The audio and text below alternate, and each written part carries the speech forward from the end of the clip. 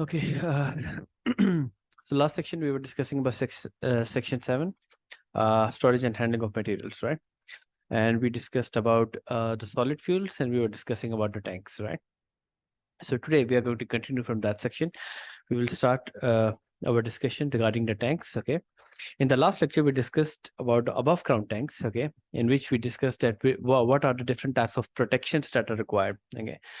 Emergency venting, special relief devices, okay, foundation of the tanks, drainage and dikes. Okay, so we discuss all these things regarding the tanks itself for the above ground.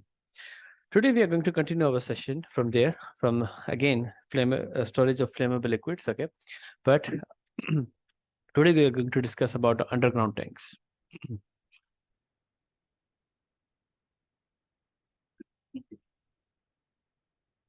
Again, we are still on section 7, and the chapter is 2. Okay, section 7, chapter 2, we are discussing about flammable and combustible liquids. Okay, in the last we discussed about above ground tanks, okay, storage, and today we are going to discuss about the underground tanks. Okay, what is the difference between above ground and underground tanks? The major difference is that the above ground tanks, okay, they have their own construction elements. Okay, underground tank, the major difference is the corrosion factor. Okay, because whenever we are going to store humidity, moisture, okay, and loss of electrons from the metal surface is going to create corrosion. Okay, so for that purpose, the structure of the tank also changes. The construction parameters of the tank also changes. Okay, so the underground tanks, they usually have the major effect, that is corrosion. Okay, that is why all your tanks, they should be underground tanks, they should be well protected by cathodic protection system.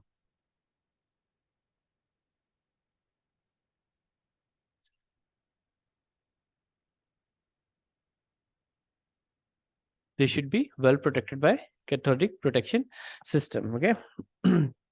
And because of corrosion, we usually say the tank, they are usually structured of plastic clad steel. Okay, that will be the construction parameter. I was coming there. Plastic clad steel. Okay, and the second one is fiberglass. Yes, these both are important elements for anti-corrosion, to prevent corrosion. Okay. Again, if you want to take any type of parameters, I will be directly referring towards NFPA 30. And all the tank parameters installation, okay, guidances will be from NFPA 30. That is the guideline for the stationary tanks. Okay. You know what is cathodic protection system?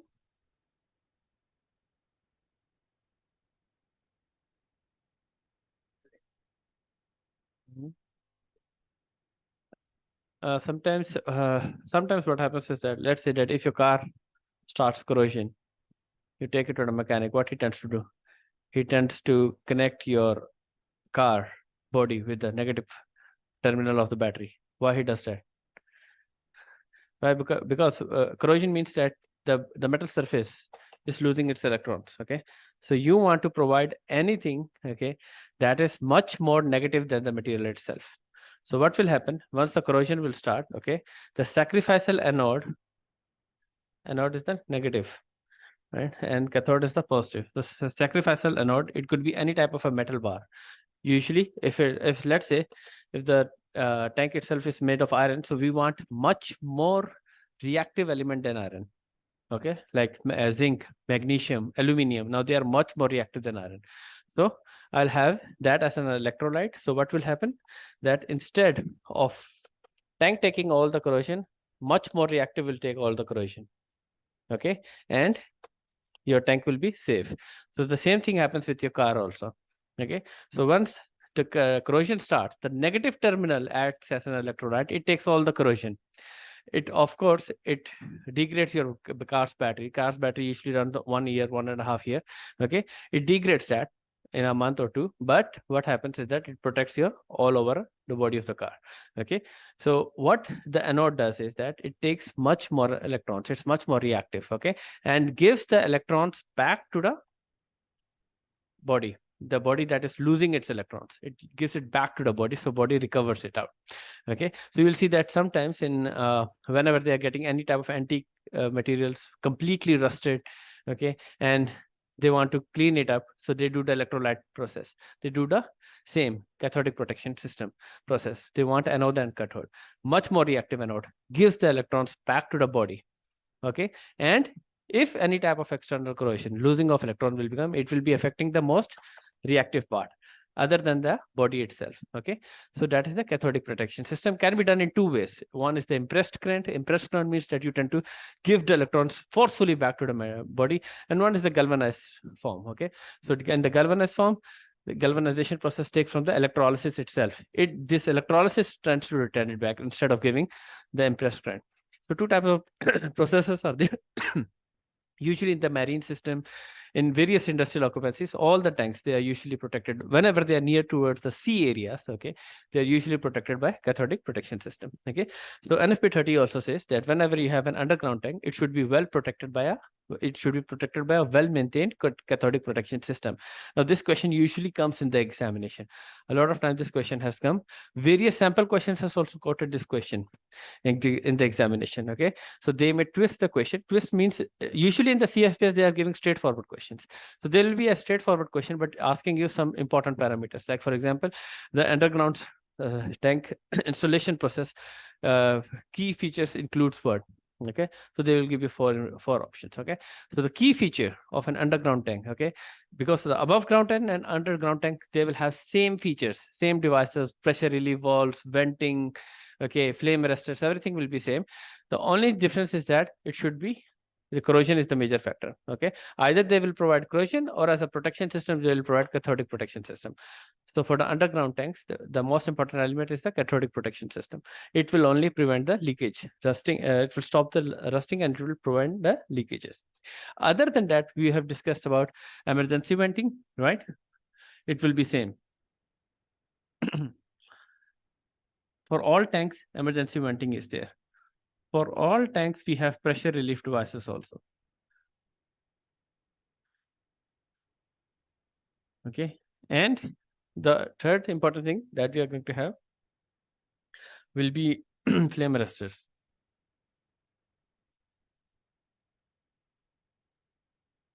But again, if we are going to have these same devices, their construction elements will be different, right? Than above ground. In the above ground, I can use any type of an element, okay, because the corrosion is not a major issue. But again, corrosion. So these devices usually comes in various types. So anti-corrosive steel or anti-corrosive steel coating is usually used for the devices. But anyways, the protection devices will always be the same. Other than that, for the construction, we have two changes. Okay, one is the construction element, that is plastic clad sheet of fiberglass with steel coating, and we need a cathodic protection system, or well-maintained cathodic protection system for our underground tanks. Okay, so these underground tanks, okay, or whenever we have tanks that are installed inside the buildings, okay, so they have two very important guidelines as per NFPA30.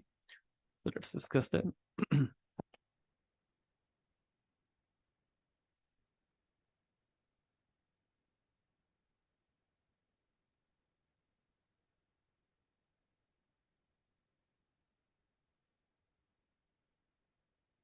Whenever the tanks are installed inside the buildings, okay, the maximum capacity of the tank as per NFP30 should be 100,000 gallons. When I'm saying buildings, it doesn't mean buildings. It means any type of industrial occupancies, any type of occupancies. Okay, so maximum capacity should be 100,000 gallons, which is approximately equal to 380,000 liter. Okay, so maximum capacity should be 100,000 gallons as per NFP30. If we want to increase this capacity, okay, it is allowable to increase the capacity, but with the permission of authorities having jurisdiction. Okay, without their permission, we cannot increase this capacity. Okay, so if we want to increase this capacity, we need the permission of authorities having jurisdiction, AHJs. Okay, the second thing about the tanks inside the buildings is that what type of liquids it can store. So the liquids that can be stored is class 1, 2, and 3 liquids. So we have discussed about their classification, right? So class 1 flammable, class 2, and class 3 they are combustible liquids with different flash points. So liquids class 1, class 2, and class 3 can be stored inside the buildings, okay? Tanks inside the buildings. But there are some restrictions. Whenever we are going to fill up the tank, that is called loading or unloading. So whenever we have to fill up the tank, there is one loading rack that is available. Loading rack is usually available on major tanks, big tanks, and usually the hose is being laid down throughout the loading rack, and then it is being transferred through the inlet of the tank itself, so that the liquid can be directly poured in the tank itself. Okay, so whenever there is a loading rack, okay, and the tank is there, so the distance between the loading rack and tank for class 1 liquids should be 25 feet. Okay, the distance between the loading rack and the tank itself. If it's a class 1 liquid that we are transferring, okay, then it should be 25 feet. Okay, and in case of class 2 liquids or combustible liquids, okay, this distance can be reduced and it can be up to 20 feet. Okay.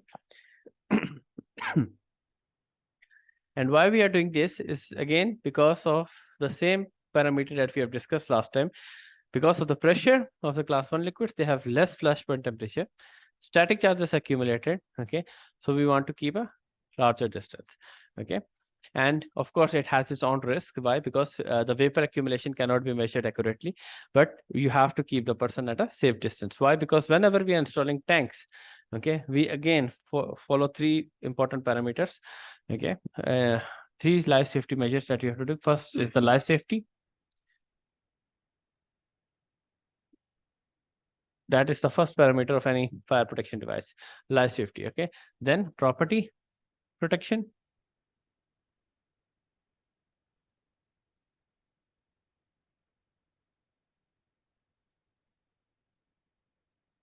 Okay, so that you have accurate measures. So usually you'll see whenever we have outdoor storage tanks for flammable and combustible liquids, we have a separate water tank also. Okay, indicating fire for firefighting. Okay, so it's usually written on the tank itself for firefighting. Okay, so we have that tank also. And exposure to neighboring occupancies.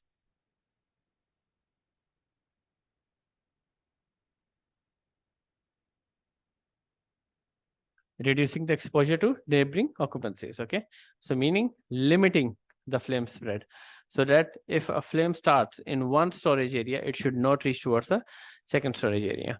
For that purpose, we keep these measurements intact, okay, as per the NFPA 30 guidelines.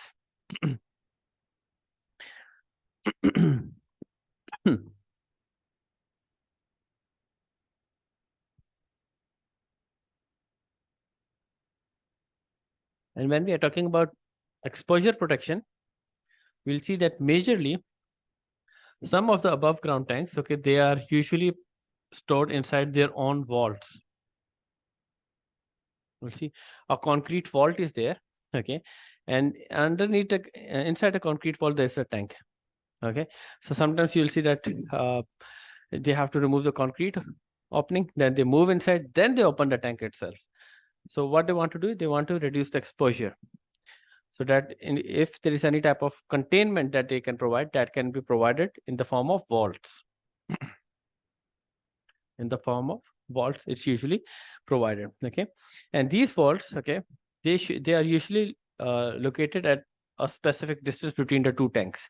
Okay, there's a requirement by NFPA 30 that each tank should be hauled in its own vault. You cannot have 2 or 3 tanks in one vault. Every tank should have a separate vault if you're having a vault. Okay, and there should be enough distance between the vaults. Why enough distance? For inspection. If you want to see any type of cracks, any type of leakages that you want to inspect, okay, regarding the vault, so there should be enough distance that is easy for inspection, visual inspection. Okay, they should not be too much close to each other. Specific distance should be there so a person can move inside and he can do visual inspection of the tanks. Okay, so then we have cleaning of the tanks. The vaults are usually there for above ground tanks, made of, again, concrete. Above ground we have discussed concrete, and the thickness of this vault is 6 inches. Made of concrete, same, and the thickness is 6 inches. You'll see that in our houses also, we usually have above tanks for water. And you'll see that water, they are usually inside a stone covering, right? So that is what they mean by vault. Okay, so in that stone barrier, then it's a type of a wall, a type of a containment, and inside you have a tank, right? So that the water will always remain cold, right? Similarly, for flammable and combustible liquids also, you need to have vaults. Okay, so that in case of any static charges, any flame that has propagated, so the concrete wall of 6 inches is going to contain it. If it's outside, it's going to spread much more quickly, right? So it should be contained inside. Okay.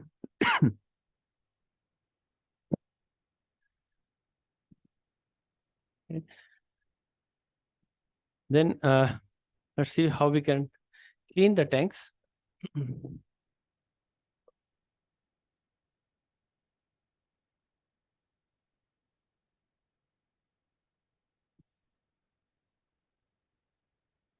Why do we want to clean the tanks?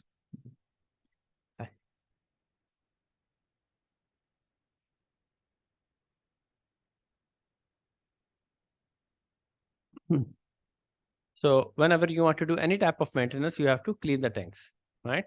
Because any flammable liquid, combustible liquid, if you're already storing it, okay, you cannot directly start performing any hot work on it, right? You cannot start cutting, welding. Why? Because the vapor that is accumulated inside, it will reach to a point of flammable temperature, right? Which may result in explosion. Okay, so that is why whenever the cleaning of tank is there, okay, yeah, sometimes we usually use the word purging the tank. Okay, purging or cleaning of tanks is usually done so that the tank is completely secured of any type of flammable vapor is not accumulated inside. Okay, and then we can perform welding, cutting, or whatever the maintenance we want to do, we can do it. It's a very risky task. It's not like that one time or two types of cleaning is going to clean it out. Sometimes it requires 25, 30 times of cleaning of the tank also. Okay, you have to be 100% assured that the tank is completely, there is no flammable vapor, completely eliminated from flammable vapor, okay, or any combustible vapor. And sometimes, usually after so much testing also, when a person is performing it, okay, they are still under risk and explosions may occur during that time. Okay, so for that purpose, cleaning of tank should be done before any maintenance. Cleaning can be done in 3 ways. Okay, the first way is by displacement or cleaning by water.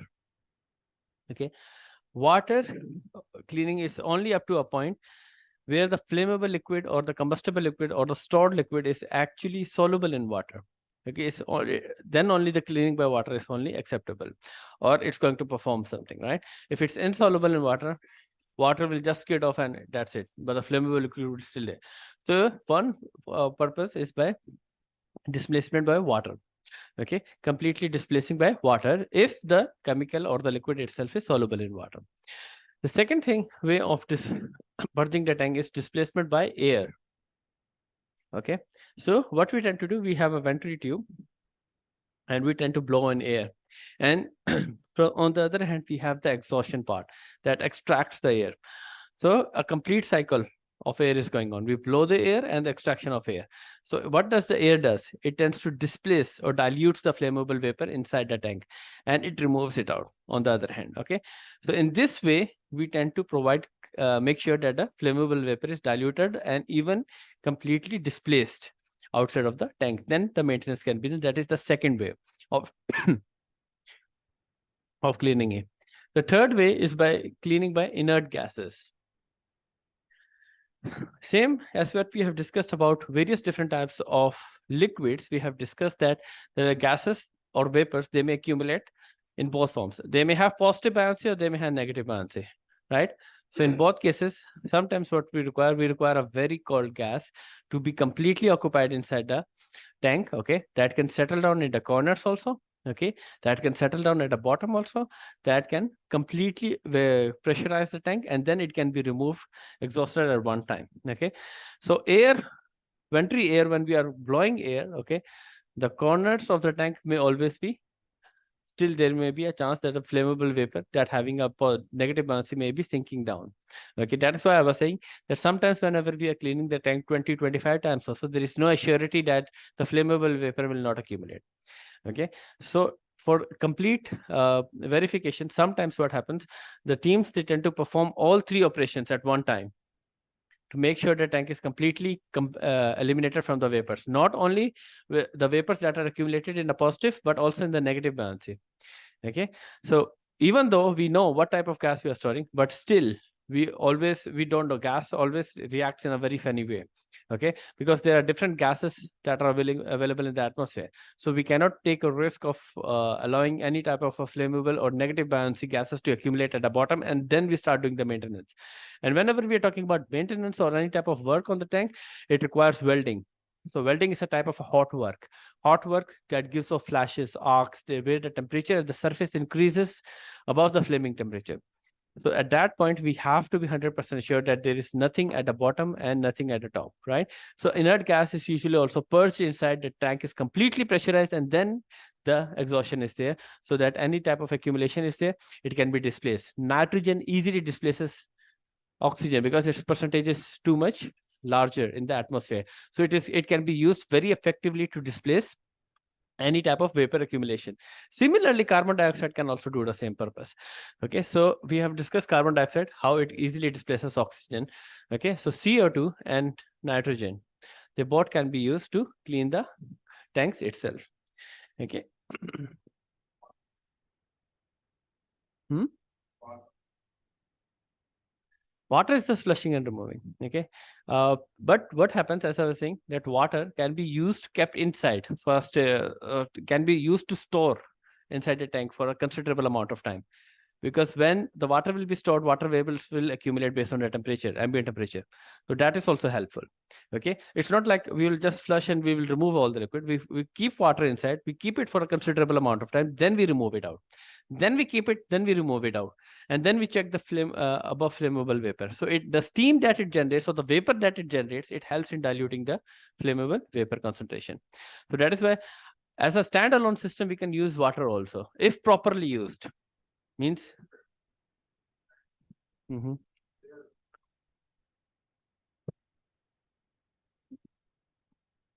they are using three, as I said, that they have to be assured of all three. So most of the time, they usually have, always they have nitrogen and carbon dioxide compressors. They always have that. Yeah, okay, carbon dioxide, nitrogen, both they always have. Means out of this, they always have one. Inert gas is always there. Okay, why? Because it is the best way of displacing vapors. Its concentration in the atmosphere is too much high. Okay, it is the best way, safe way, and it does not affect the human beings also. Nitrogen. Okay. Secondly, they use water, because water itself they already have in a high easily available with them. Okay, they don't want to use air. Why? Because the concentration, the area where they are storing these all liquids, that area can be accumulated from various sources coincidentally. If the flammable vapor accumulates, the air concentration is less. So you never know from where the air is blowing inside and how much exhaustion is there. So that ventilation is a very slow process. Okay, so in oil and gas industries, you usually want to have a very quick process, definite results you are looking for. So for that purpose, you usually go for water and you go for inert gases. And why I'm saying water again is because you have water in two forms. Okay, either you three forms available. First, for firefighting in the pure form of water. Second, you have in the foam systems. Third, in the deluge systems. So water is readily available all the time. Okay, so that is why you always have water. But other system, inert gas is very effective. But I have seen all three systems. When you have small drums or tanks, okay, which you want to cut it out or something, so there also they use the third, only small ventry tube equipment, they can use it to clean the vapor. Okay. So three ways in which we can clean the tanks. Okay.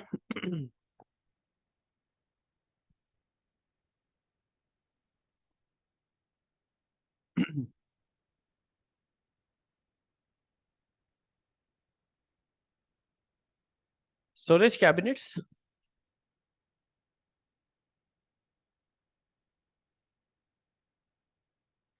Small cabinets you must have seen. Okay, they have shelves inside, and usually, okay, they are marked, okay, with the danger sign. Okay, and the danger sign indicates that there is any type of a strong material that is available inside the, means a flammable material since available inside the cabinet. Okay, so a storage cabinet, you can store 120 gallons, not more than that, of capacity in a storage cabinet. 120 gallons of class 1, 2, and 3A liquids. Okay, not 3B, 3A liquids. Why not 3B? Wherever we are discussing, we are only going up to 3A. Yeah. Why? Because 3A has a flash point 60 degrees Celsius. 3B 93 degrees Celsius above. So it's far more greater. So it does not require that much of protection. For that purpose, the storage cabinets are used. Okay. If you want to store, I can store for temporary basis. I can store the flammable liquids in the storage cabinets of class 1, class 2, class 3A liquids. And the capacity that I can store is 120 gallons. For the examination, a very important information. These cabinets, okay, they have their own fire protection equipment. Okay.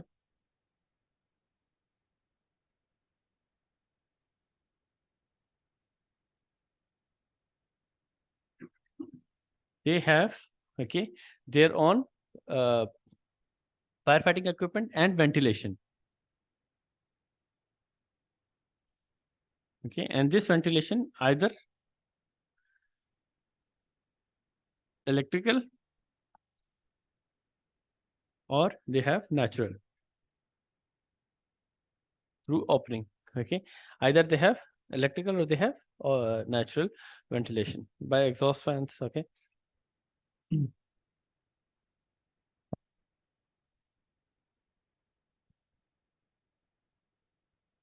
Yeah.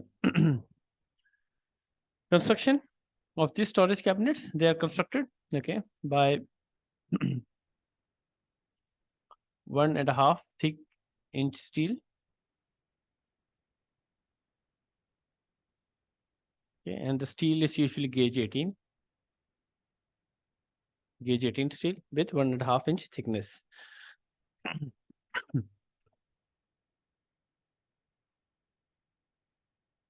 And when we are talking about fire suppression systems, okay, firefighting systems, okay, usually you'll see that various cabinets, they have their own tubes inside.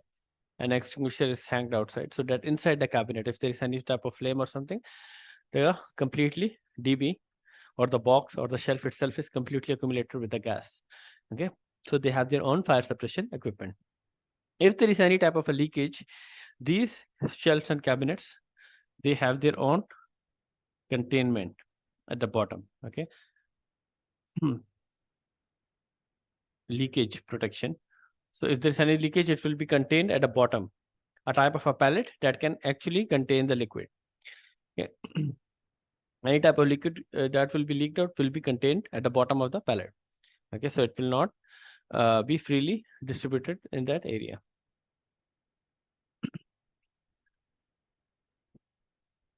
Okay.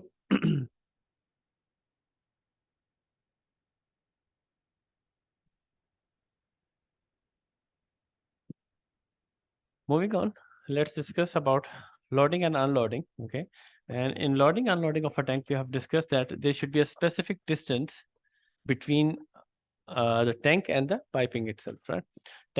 Loading rack and the tank. Okay. So we have discussed if they have any type of a loading rack and tank. Okay, so for the class 1 liquids, the distance should be 25 feet, and class 2 liquids, the distance will be 20 feet. But for loading and unloading, we are using pipes, right? Pipes and valves.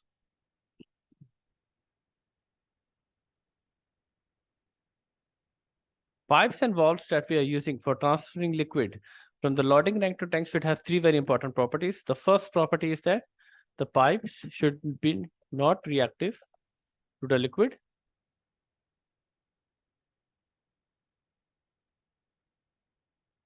The liquid that it is transferring, it should be non-reactive.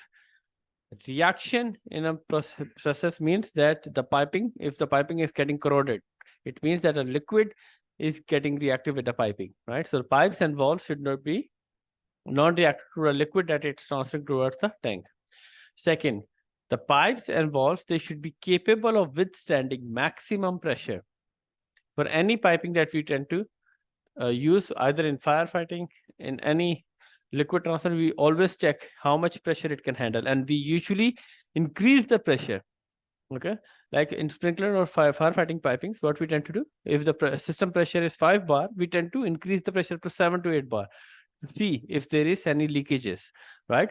So the pipings and valves which are installed, they are usually used to withstand maximum pressure.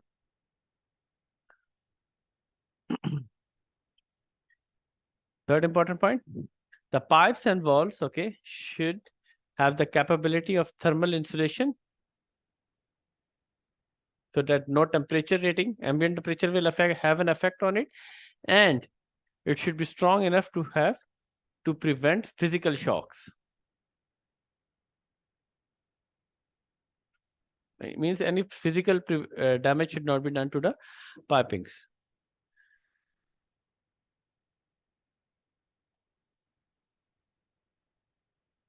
These are the three important parameters for our pipes and valves. Whenever the liquid is being transferred, loading of a liquid, okay, from tanks, the codes that we tend to follow, NFPA 385 is the guidelines for transferring solid or liquids, flammable combustible liquids, okay, or fuels. Then we have the major one, R2, Department of Transportation, DOT.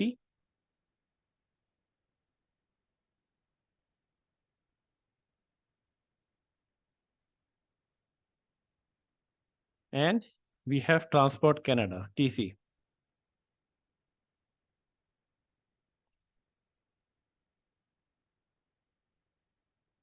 Usually DOT and TC, they provide the guidelines from NFPA 385 are being extracted from DOT and TC. Okay. The major guidelines are from Department of Transportation and Transport Canada. And from here, the guidelines, NFPA 385 are extracted some major guidelines for tank and vehicles that are used to transfer the load, transfer the liquids.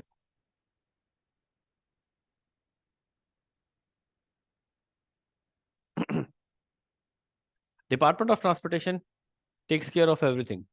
The tanks, the storage tanks that we are using, or the storage cabinets that we are using, okay, they should be approved by the DOT. The major problem comes whenever we want to order these tanks from any type of, from any other country, okay. So usually the process takes 2 months. So if I'm taking about UAE, so it will take 2 months for the tanks to deliver here. Once the tanks deliver here, okay, I cannot directly start using for storage. A DOT qualified person will come, he will inspect the tank, and if he qualifies it, then I can start storing liquids inside. Okay, so usually this process takes 2-3 months, and the lifetime of the tank is 1 year. Okay, the lifetime of the tank is 1 year. After 1 year, again a DOT has to come and it has to requalify the stamp. Requalify the tank through inspection. If he indicates, okay, it's fine, it can be used for another year, it can. Otherwise, you have to order new tanks. Okay, so this is how important strict guidelines are there from Department of Transportation. Okay, whenever we are transferring any type of fuels, either solid fuels, liquid fuels, gaseous fuels, chemicals, whatever, the Department of Transportation and Transport Canada, they have very strict guidelines for the transportation of vehicles.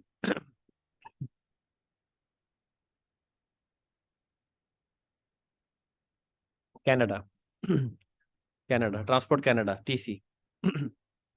They are the major guidelines. You'll see that NFPA 385 and various national firefighting codes, okay, the countries there which have their own firefighting codes, all the codes, they have extracted guidelines from DOT and TC. They will give reference of DOT and TC.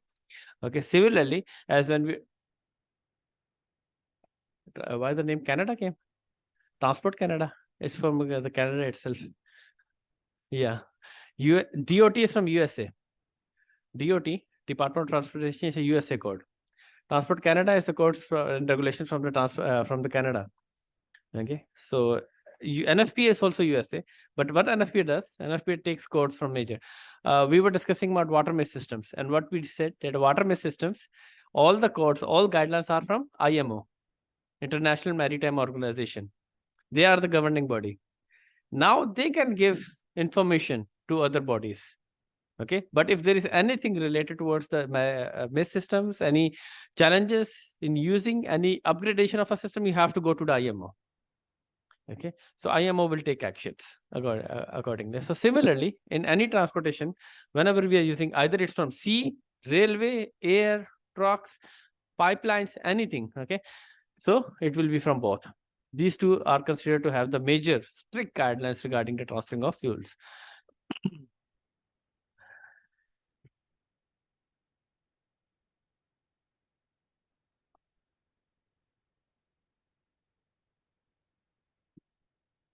Then we have storage of gases. Third chapter, storage of gases.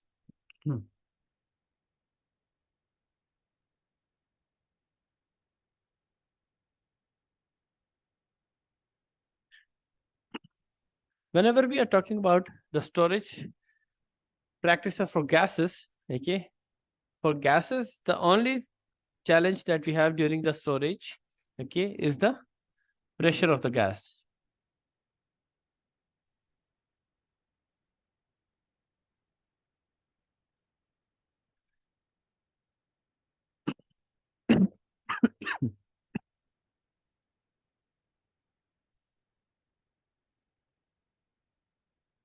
Oh, pen. So storage of gases, whenever the gas is stored, the only thing that we require is pressure of the gas.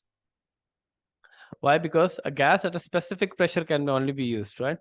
So that is why if this pressure changes, it changes everything. And what are the parameters that can change the pressure of the gas? We can simply get from the ideal gas law, PV is equal to nRT. Okay, ideal gas laws.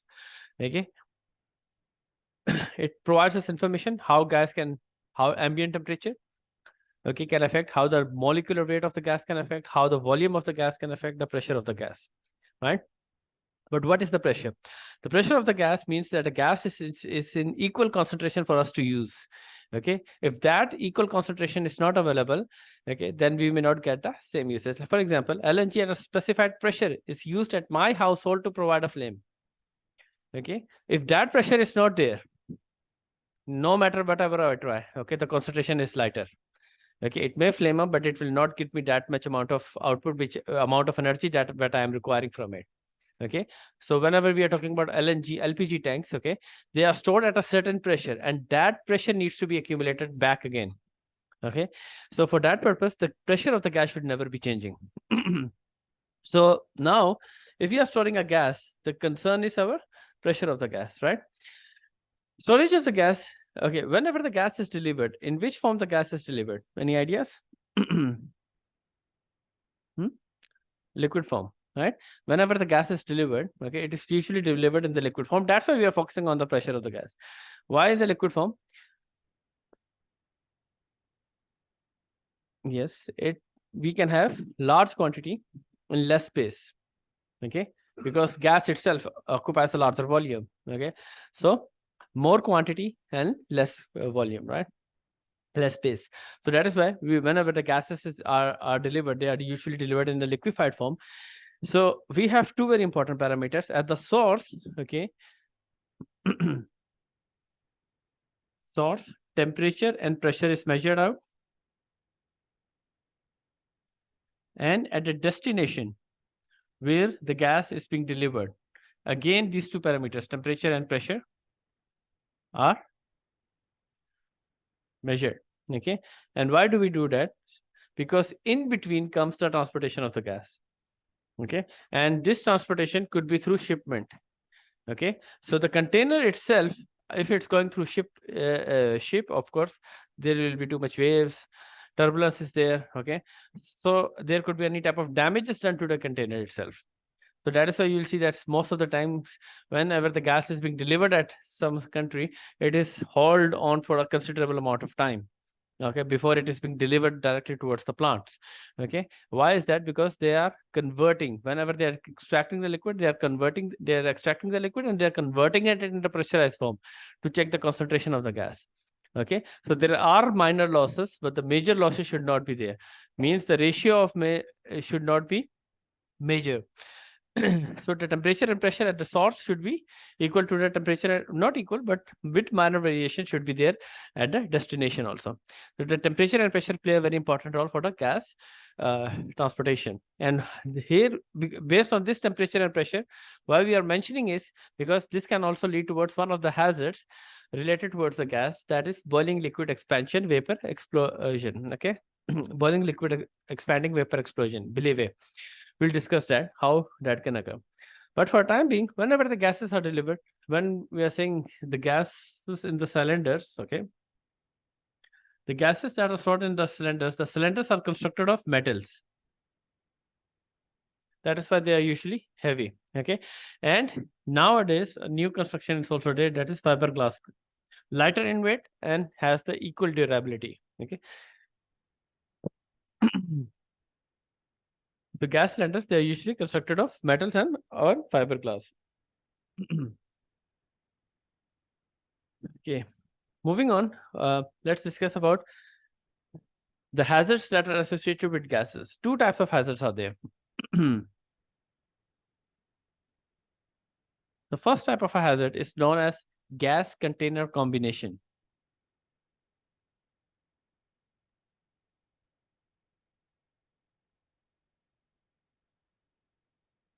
And second type of an hazard, okay, the hazard of a gas when it's leaked or leakage from container.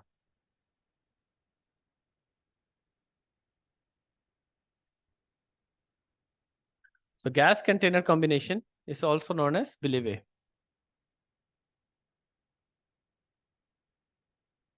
Boiling liquid expanding vapor explosion, believe. So two types of hazards are usually available for the gases. And believe it's not possible, it's not only necessarily that it will occur in only large tanks, containers, it can also occur in small cylinders. Okay. The only thing is that we need to see that how the boiling liquid expanding vapor explosion occurs. And then what are the protective measures that we can take to prevent believe for occurrence.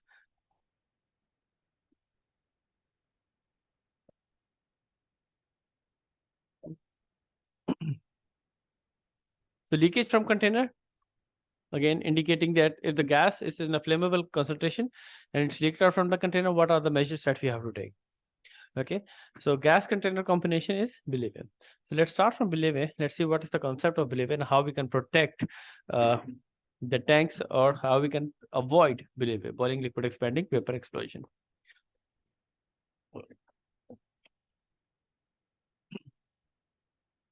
So first of all, what is believe? We all agreed that whenever we are going to transport gas, okay, it will be in the liquefied form, right? So usually we have different type of structures of the tank that are available with us, right? So usually, if I want to say that I want to, if the gas is in the gaseous form, okay, which tank is more preferable for it to store? In which tank I'll be storing the gas?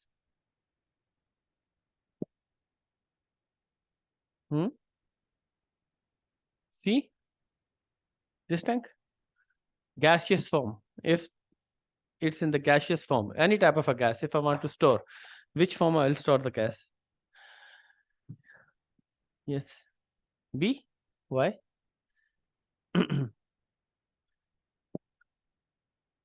If I want to store gas, it will be in the spherical form. Why? Because again, pressure of the gas. pressure of the gas should not be exerted.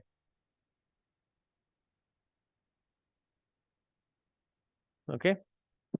Coordinates, wherever there are coordinates, it's always exertion. But believe cannot be explained in the spherical form.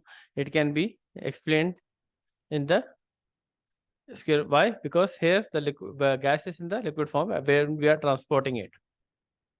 Okay, so it's in the liquefied form.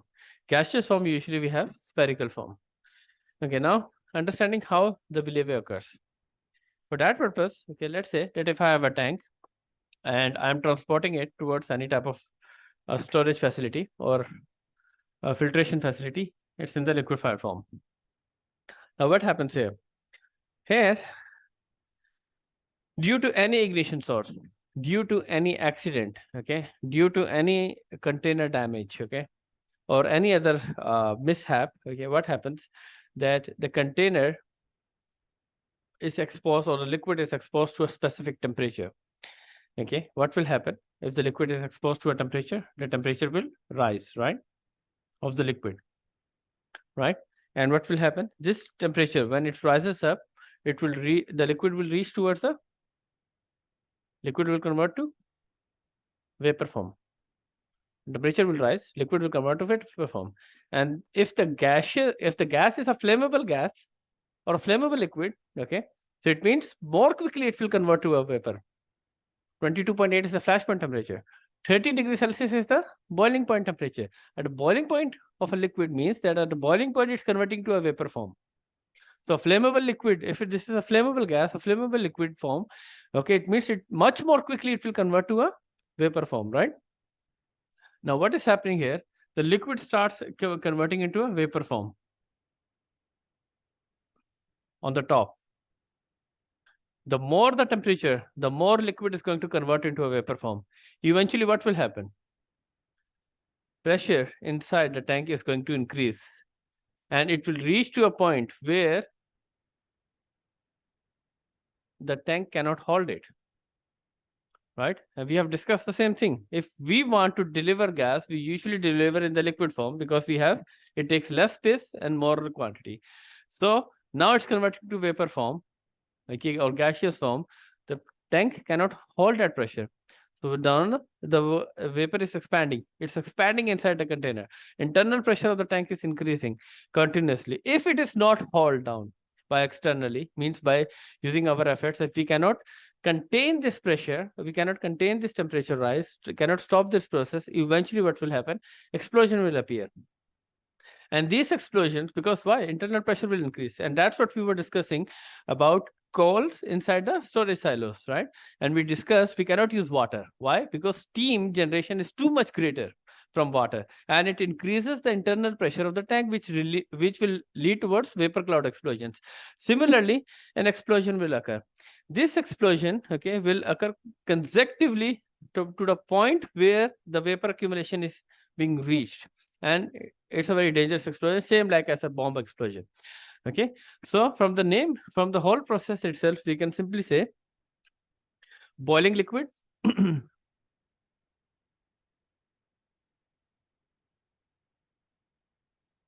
okay, boiling liquid, expanding, vapor, explosion. So this itself defines the whole name of the hazard. Okay, the liquid boils, expanding to our vapor, vapor accumulation, too much, internal pressure increases, gives off explosion, that is belay. Okay, so how to stop this belay? Stopping this belay, okay, or making the process slow, as I was saying, if there's an interaction with the process of belay will slow down, right? So what are the protective measures that we can take? Okay, so for that purpose, the first protective measure that we have to take is we have to make sure the container itself is well insulated, so that in case of any ambient temperature rise, any spark, any explosion, any flame that is nearby does not increase the temperature of the tank itself. Okay, so the container insulation should be the first important parameter to make sure that the belay can be prevented. Okay, container insulation. Moving on, okay. Once the explosion occurs, if there are further combustibles around the area, okay, again the flame will propagate. Okay, the second precaution that we have to take, we have to limit combustibles in the area.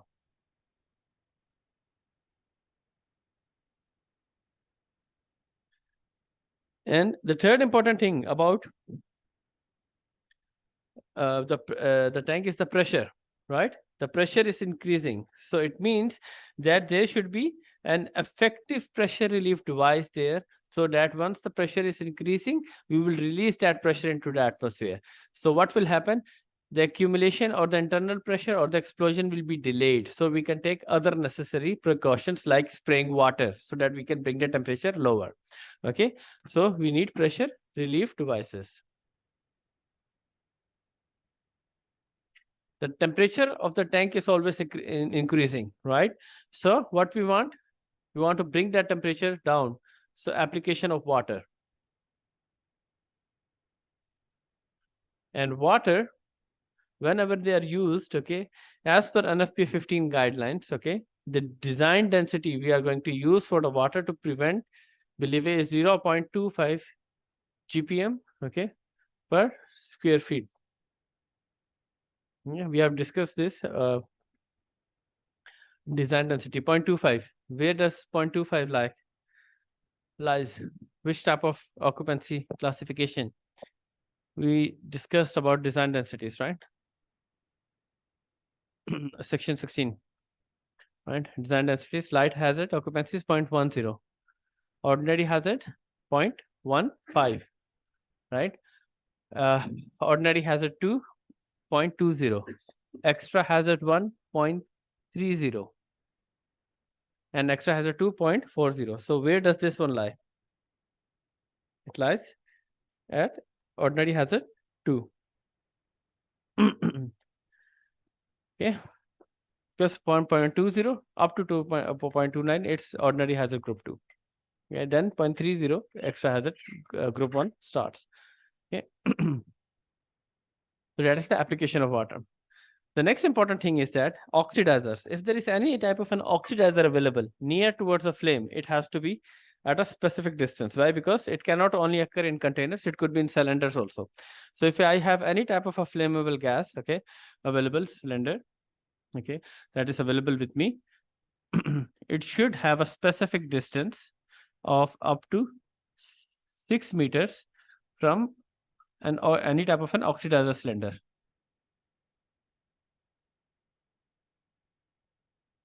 Six-meter distance should be there between the flammable gas and the liquid, which means we can simply say up to around 20 feet. Okay, flammable and oxidizer should have a 6 meter of distance, but it's not applicable everywhere. In welding, usually flammable and oxidizer, they are both are close to each other in welding. Okay, in welding process, flammable and oxidizer, they are usually close to each other. Okay. Other than that, whenever we are storing, we have to make sure that just to prevent believe, if a flame appears, oxidizer should not be there because it's going to propagate the flame. Then the container cushioning should always be there. Means the container should be well protected. Either you provide cushion or you provide chains to hold on the container, but the container should be firmly held in its place. So various incidents have shown that when believe occurs, the tank itself also explodes out. Okay, moves or dismantles from the surface, which is much more dangerous. So for that purpose, okay, the container should be hold on towards a tight grip so that even if a condition occurs, the tank remains at a stationary position. Yeah.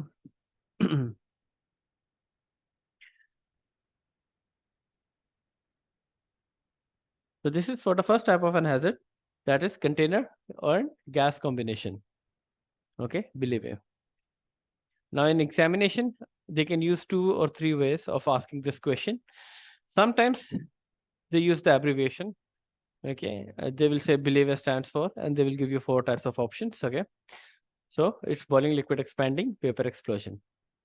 Second, for the storage of gases, they can ask you about a design density.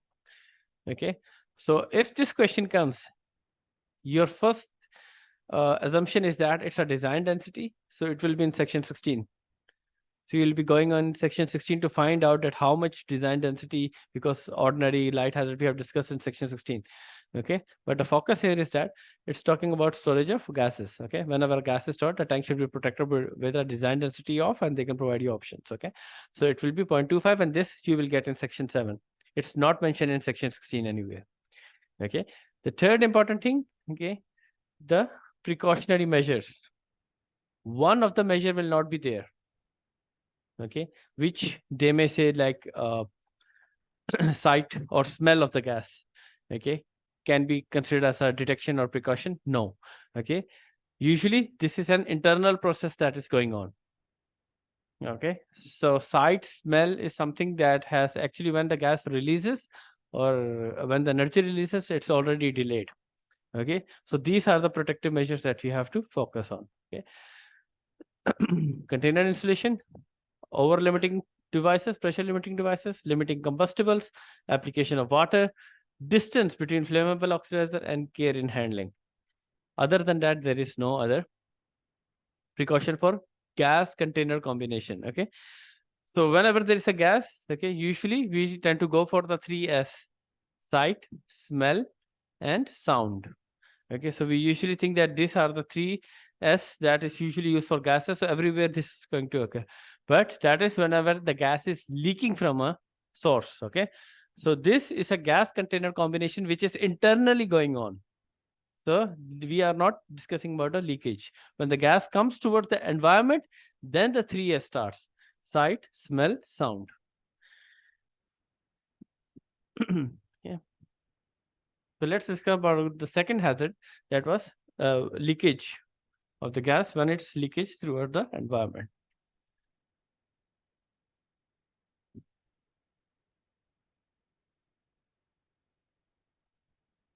When gas leakage is there, and whenever a gas leakage is there, the first important thing is detection of the gas. Detection of the gas, okay, or inspection of the gas can be done in two ways. Okay, one type of detection is from the human senses. Okay, that is sight, smell, sound. That we usually say 3 sound. How sound? Because sometimes when the gas is leaked out, you hear the sound like because of the pressure. Exactly. Okay, so sound is also there. So the other type of detection is through appropriate detection devices, right? So we have detectors that work on various principles. If you remember, semiconductor, catalytic, and infrared absorption. So 3 principles we have already discussed about the gas detection. So you can see the information that we have discussed in section 14 is repeating now.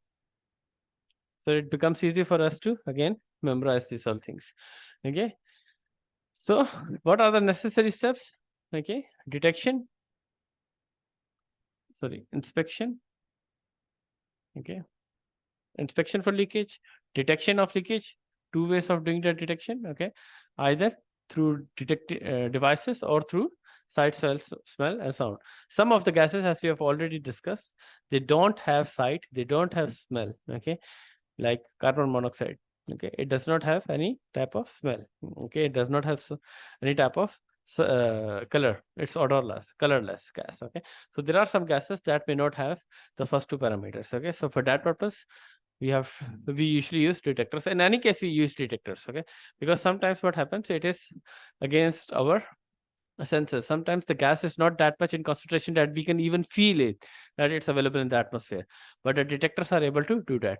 The third important step is that for gas leakage, okay, we have to make sure whenever a gas is leaked out, okay, so it means that there is an opening and the gas is being pressurized.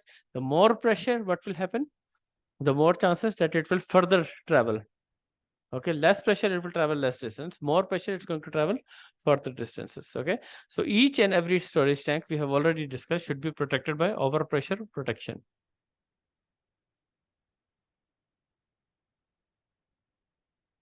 And why we want to do that is sometimes what happens when a leakage is there, okay, so the temperature of the gas and inside also increasing, okay, which may again accumulate larger volume, okay, which may affect the tank's capability to withhold the pressure. So for that purpose, we need to release the valves. Okay, so overpressure protection should always be there for the gases. Okay, and a gas leakage means concentrated gas leakage means people are going to inhale that gas.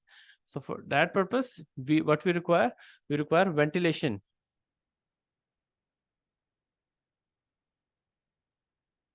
Either by fans, mechanical, exhaust fans, okay, or by natural opening windows. But whatever the ventilation I am going to provide, okay, so it should be minimum ventilation that is required is 1 CFM per square feet, 1 cubic feet meter per square feet.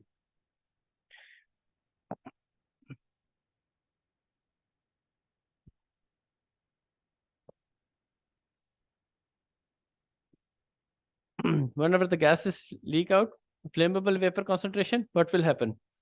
The vapor is going to spread throughout the area, which will lead towards any other ignition sources.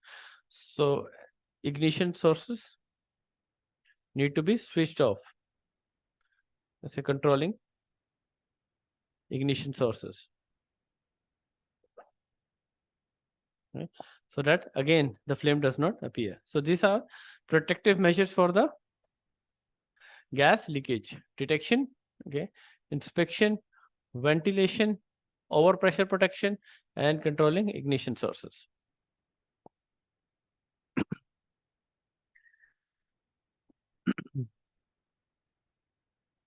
This is for our gas leakage.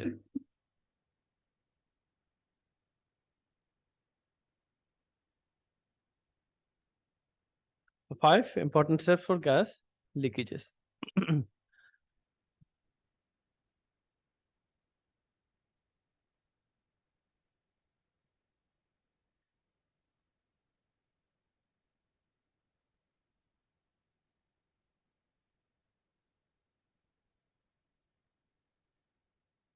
Then we'll move on towards chemicals. Okay, storage of chemicals. The list of chemicals are available in the notes. Okay, and the same list, okay, will be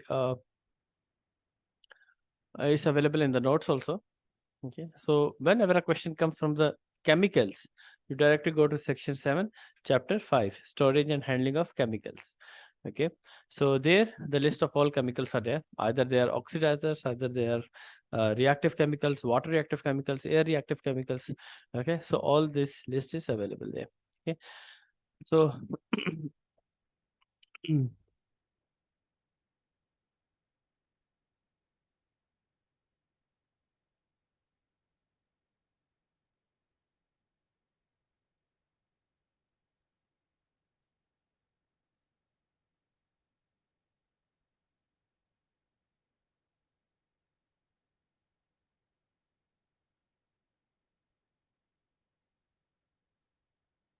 okay, storage and handling of chemicals. So if I want to take any information regarding the chemicals, okay, it is usually taken by from NFPA 49. NFPA 49 is the hazardous chemical data.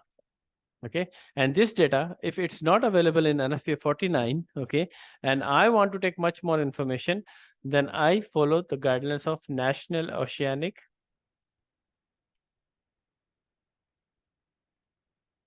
and National Oceanic Atmospheric, sorry, National Oceanic and Atmospheric Administration, NOAA. Okay. So NOAA is responsible of providing us information regarding any type of chemical data that is available. Okay. Usually, whenever we are talking about dead zones, it is also monitored by NOAA. Okay. In the marine life, if there is any dead zones, it is also monitored by the National Oceanic and Atmospheric Administration. Okay. So, what are the storage practices that we should do for the chemicals? Okay. The first storage practice is segregation. And when we are talking about segregation, it means that not allowing various chemicals to be stored at one point. Whenever I'm going to use any type of a chemical, the chemical used in the process area should be only available for one working shift at a time. Okay. For example, if I require 1 ton of chemical in my working shift, so I will keep only 1 ton with me. I'm not going to keep 4 tons or 3 tons more than that. Whatever I want to use, only one working shift at a time. That is segregation. Segregation also means that protection of the chemicals means each chemical is being protected in a separate room, and then they have a 2-hour fire resistive walls, and then it should be the other chemical should be stored. Okay, so they should have an appropriate suppression, appropriate barriers in between them. Okay, so that is segregation, means the chemicals should be stored separately in separate rooms, not various chemicals all together in one room. So first good principle of storage, you will see in mock examinations, a lot of times this question has been repeated. The first principle of good storage practice of chemicals is segregation. Okay, then comes physical damage, protection against physical damage, meaning that any type that your chemicals should be stored in such a way that there is, or transported in such a way, okay, that no physical damage is usually occurred. So whenever we are storing it either on the top of the pallets, so the condition of the pallet should be effective. Okay, so it does not fall down, any damages are not done.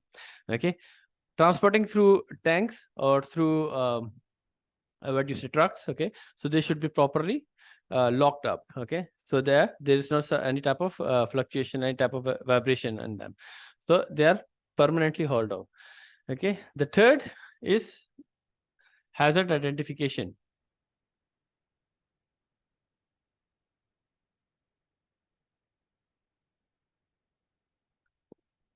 If I want to fight any type of a hazardous situation, I need to know what type of a chemical it is, right? If I don't know the type of the chemical, I cannot fight with it. Every chemical, water is not applicable. We have discussed that previously also, right?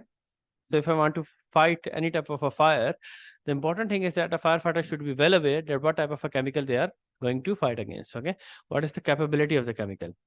But how would I know, right? So for that purpose, I need hazard identification marking done on the container itself, which gives me an information that, okay, this type of a chemical we are storing and this type of an element will be applicable for it. Okay. For example, in the hazard identification, usually hazard identification is done by NFPA 704. Okay. It provides guidelines for the hazard identification marking. Okay. Even the text marking also. So you will see a diamond type of a structure. It has numbers 4, 3, and 2. Okay. For base color is always red.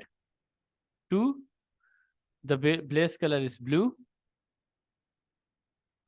3, the base color is yellow. And W/, the base color is white. Okay. So the base color itself gives us a lot of information. Okay. So if it's red, red means it is highly flammable. Again, red and 4 has again 4 ratings, 1, 2, 3, 4. Okay, means low being less severe, 1 being high severe. So sometimes they have 4,1, so indicates highly flammable. 4,4 means flammable with less intensity. Blue indicates that this type of a chemical has health issues. Okay, when released, it may have health issues regarding the flows. Yellow indicates that this chemical, yellow indicates reactivity. it is quite reactive. Okay. White or W slash indicates no water, means don't store water.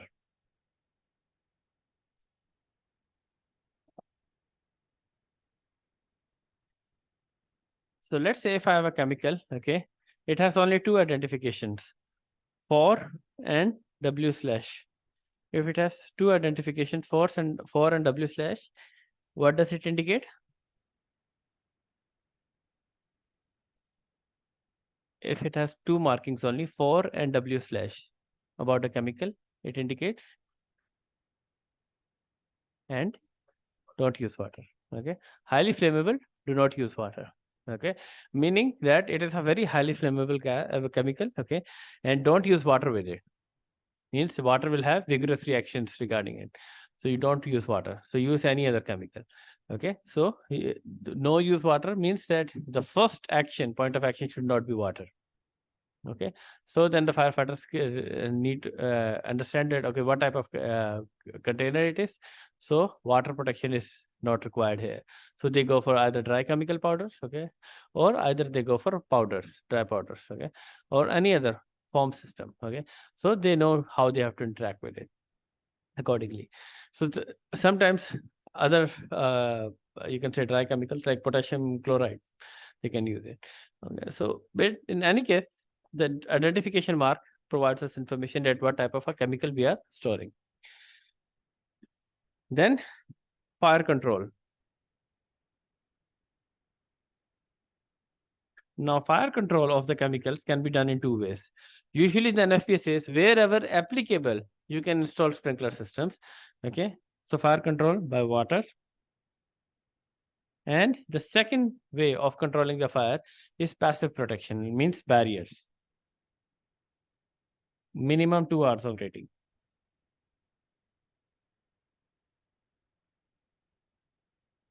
Maximum depending upon the flame propagation.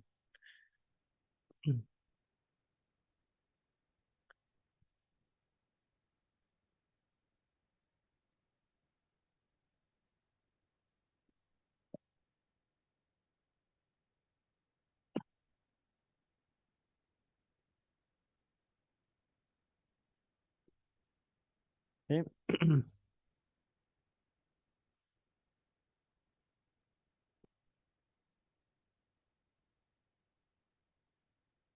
Okay, now they can, in the examination, they can ask you about various chemicals. Okay. So like, for example, the chemicals that are mentioned in this section are oxidizing chemicals. Okay. And oxidizing chemicals, we have nitrates. We'll discuss about the ammonium nitrate, right? The pot explosion, right? So water itself actually on ammonium nitrate in the wet condition is not explosive. Okay. But when the wet condition of, when it becomes dry, water on ammonium nitrate, when it becomes dry, then it detonates automatically. Okay, so that is why each and every chemical has its own capabilities. Okay, so we have different types of chemicals. Okay, nitrates, nitrites, phosphates, chlorates. So these are different types of chemicals that are available with us.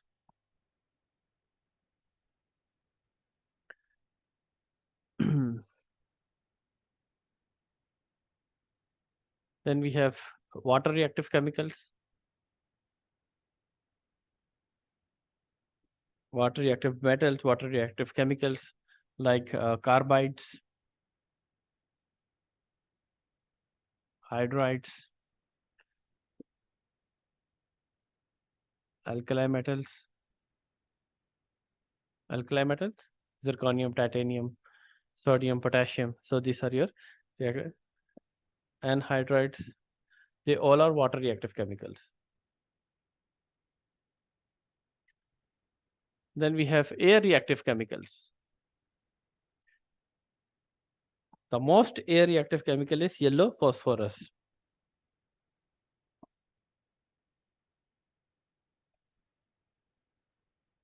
A small portion of yellow phosphorus, if it leaks out into the air, okay, or air interaction, it gives out big vigorous explosions. Okay, aluminum hydride.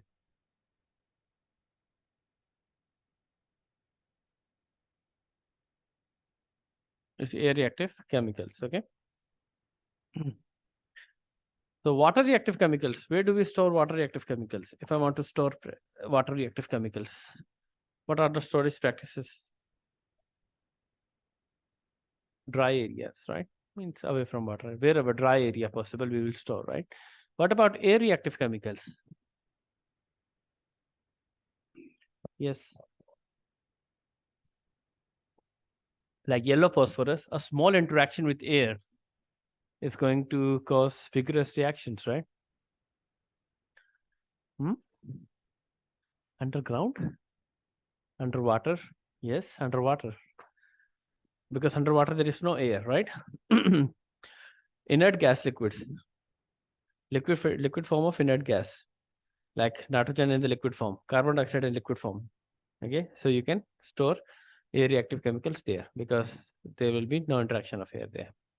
Okay, so in water, in inert liquids, okay, dipped there usually don't have any interaction of air. Okay, in vacuum tanks also we can store, but vacuum tanks like yellow phosphorus, okay, is much more riskier due to any case of mechanical failure or refrigeration failure or any type of electrical failure. It may result in explosions. So for that purpose, usually they are stored under liquids, either water, either inert liquids. Okay, so they can ask you this type of question in the examination. Okay, so now this question, uh, again, a straightforward answer, but it is available in section 7. But if you can solve without opening the book these questions, okay, it saves you time. Okay, so you can move on towards the next questions much more quickly. So, okay, so that is for storage and handling of chemicals. So there are various different, I mean, it's a big list. Nitrates and nitrites, then we have again sodium nitrate, potassium nitrate, ammonium nitrate. Each and every nitrate has its own capability. Then, like for example, we have discussed in foam systems, okay, the anti-freezing depressant that we tend to use throughout in the fire equipment, that is calcium chloride.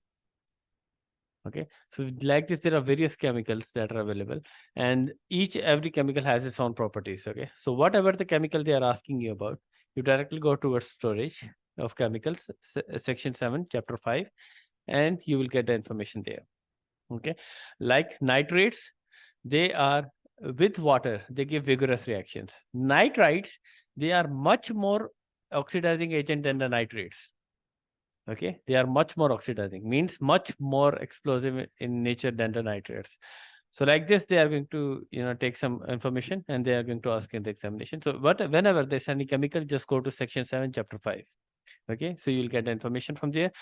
They each have their own temperature, they each have their own properties. Okay, but whenever they mention the name of a chemical, directly go section 7, chapter 5, and you will find the list of the chemicals. Okay, or either you can go to the index also, but if you go to the index, you have to find that punch word, and it is not necessarily all the chemicals you will get in one punch word. Okay, for example, ammonium nitrate you may find in A. Okay, but when you're talking about sodium nitrate, it will be in S. So the best way of saving time is that you use, whenever a question of chemical comes, directly go to section 7, chapter 5. So there you will get nitrates, nitrites, perchlorates, sulfates, bromates, all chemicals are there. So you'll get their list from there. Okay.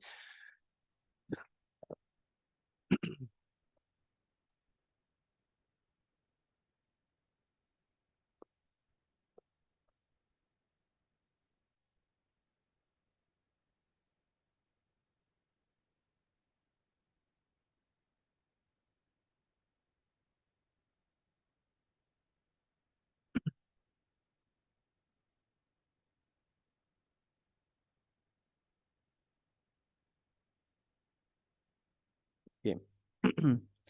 Next question of facilities fire hazard management. That is 15% of the examination. Okay, is the electrical refrigeration, HVAC. Okay, that portion we are going to discuss. Okay, refrigeration, electrical, kitchen equipment, commercial kitchen equipment. Okay, and your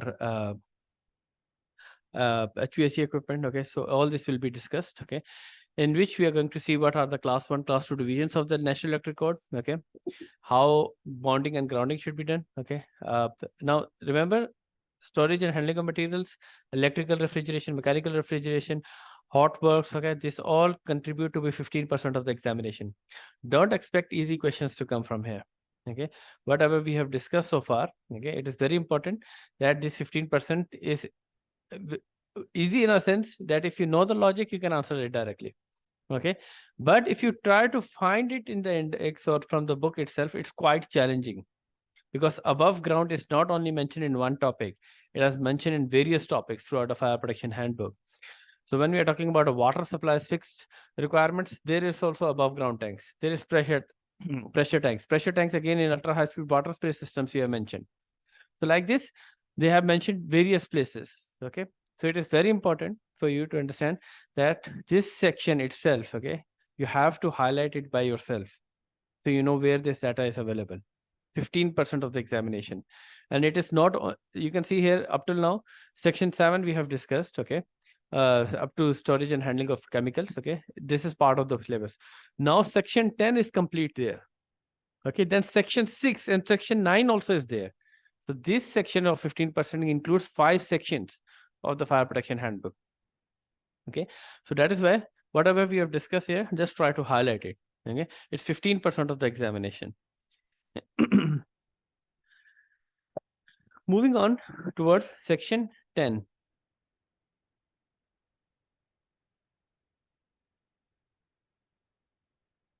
Okay, it includes the building services.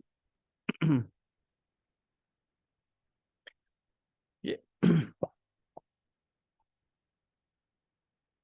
Means whatever the services that are available inside the buildings.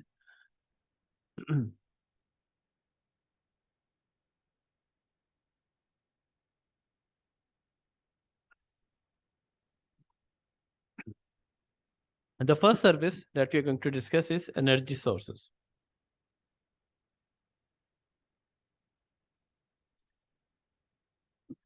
And whenever there is an energy source or electrical energy, okay, it is always referred towards NFPA 70, the National Electric Code, NEC.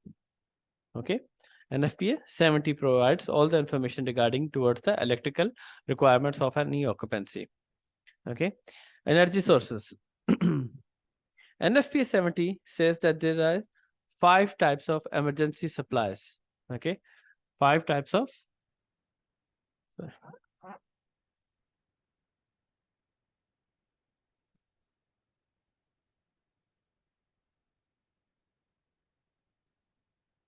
5 types of emergency supplies. First one is battery.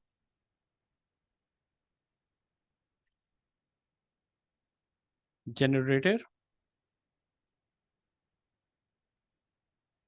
Then we have uninterrupted power supply, or sometimes known as UPS, right? Then we have a separate equipment.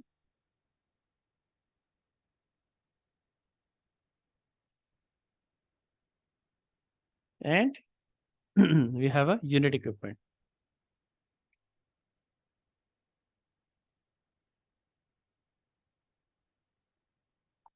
Five types of energy sources, emergency or secondary power sources that are available. If you remember, the same information we discussed in section 14, when NFP 72 said that if your primary power cut off, within 30 seconds, the secondary power should supply power. And we were saying that why 30 seconds? Because of the generator set. Generator usually take that much time. Okay, so we have 5 types of energy sources. Okay, others, batteries, UPS, they don't take that much time, but generator usually takes a lot of time to change during the changeover. Okay, so there are 5 types of energy sources that are available: batteries, generator, UPS, separate equipment, and the unit equipment. So what is the battery? battery itself, okay, batteries, they should provide power source of at least 1.5 hour. You should provide emergency power. It should be sized as an emergency power so that it can provide emergency power for up to at least minimum of 1.5 hour of backup. Okay, and during testing, okay, the voltage should not drop 87.5%, below 87.5%. Why 87.5%? It should not drop below 87.5%. In batteries, during testing, the voltage should not drop below 87.5%.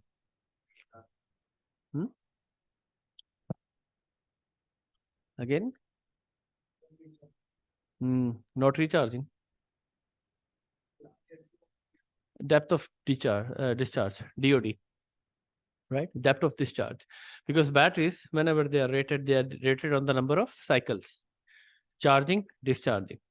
Okay, so batteries with the more number of cycles, the more expensive they are, right? The batteries with 500 cycles, maybe you will get around 1,500. But once you are talking about batteries with 1,000 cycles, okay, their price is above 5,000. So the number of cycles increase means the number of the cost of the battery also increases. Number of cycles means the first full cycle of charge, discharge. That is one cycle, okay, completed. Then charge, discharge, the second cycle complete. Like this, the battery completes its cycles, okay. So whenever the battery is completely charged and discharged, okay, it should not fall below 87.5%, means it will have problem in again charging because you are over discharging the battery beyond that cycle. Okay, so what will happen? The battery will lose its quality. Okay, and usually these type of batteries, which are usually far more below the DC, the 87.5% depth of discharge, okay, they don't tend to last longer. Okay, even though they have cycles, but they don't tend to last longer. So that is why, just to keep in mind about the depth of discharge, okay, if you take 87.5% of the total battery voltage, you will find out that usually this is the cutoff point in the panels also. You'll see in the fire alarm control panel, they have a cutoff voltage at, under which the completely the panel is dead. Why? Because it's not going below the discharge point. It's trying to protect the batteries. Okay, so whenever you have a battery as a standby power, so you have to make sure that it is being completely discharged, not completely discharged. That during testing, it should not fall 87.5% below its value. Okay. Then comes the second important type of emergency supply, that is a generator, right? A generator usually has three very important parts. Okay. Prime mover, governor, and the generator itself. The prime mover, gasoline. It accepts gasoline.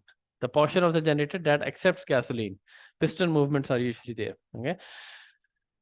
Governor, that maintains the speed of the rotor. Okay. It maintains the speed. Generator converts mechanical to electrical. So these are the three important parts of the generator. In the generator, we have one of the methodology that NFPA4 also defines, that is the peak shaving method.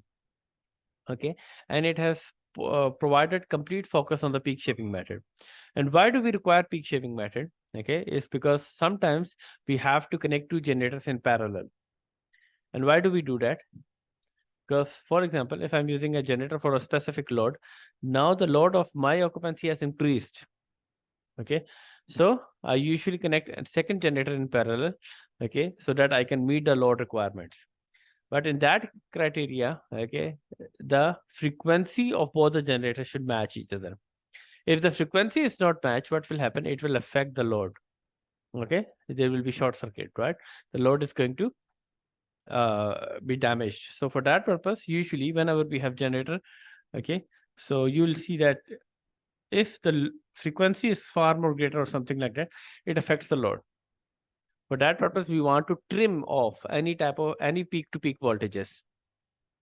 we tend to trim off any peak-to-peak voltages.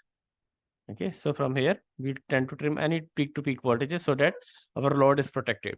Okay, and a specific uniform frequency is being provided. A 50 hertz frequency equipment will run on 50 hertz. If you provide 60 hertz, it will damage. Okay, so for that purpose, a peak shaving method is usually there, and we use in our household also.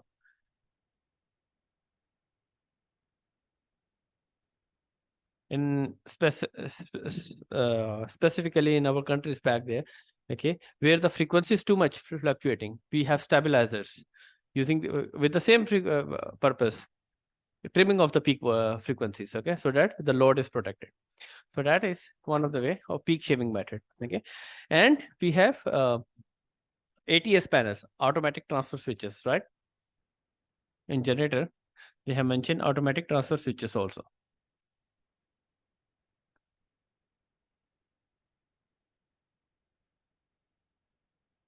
ATS. And ATS, what it tends to do?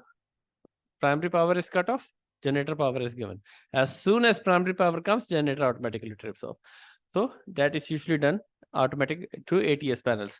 And ATS panels, it switches between primary and secondary power continuously. Okay.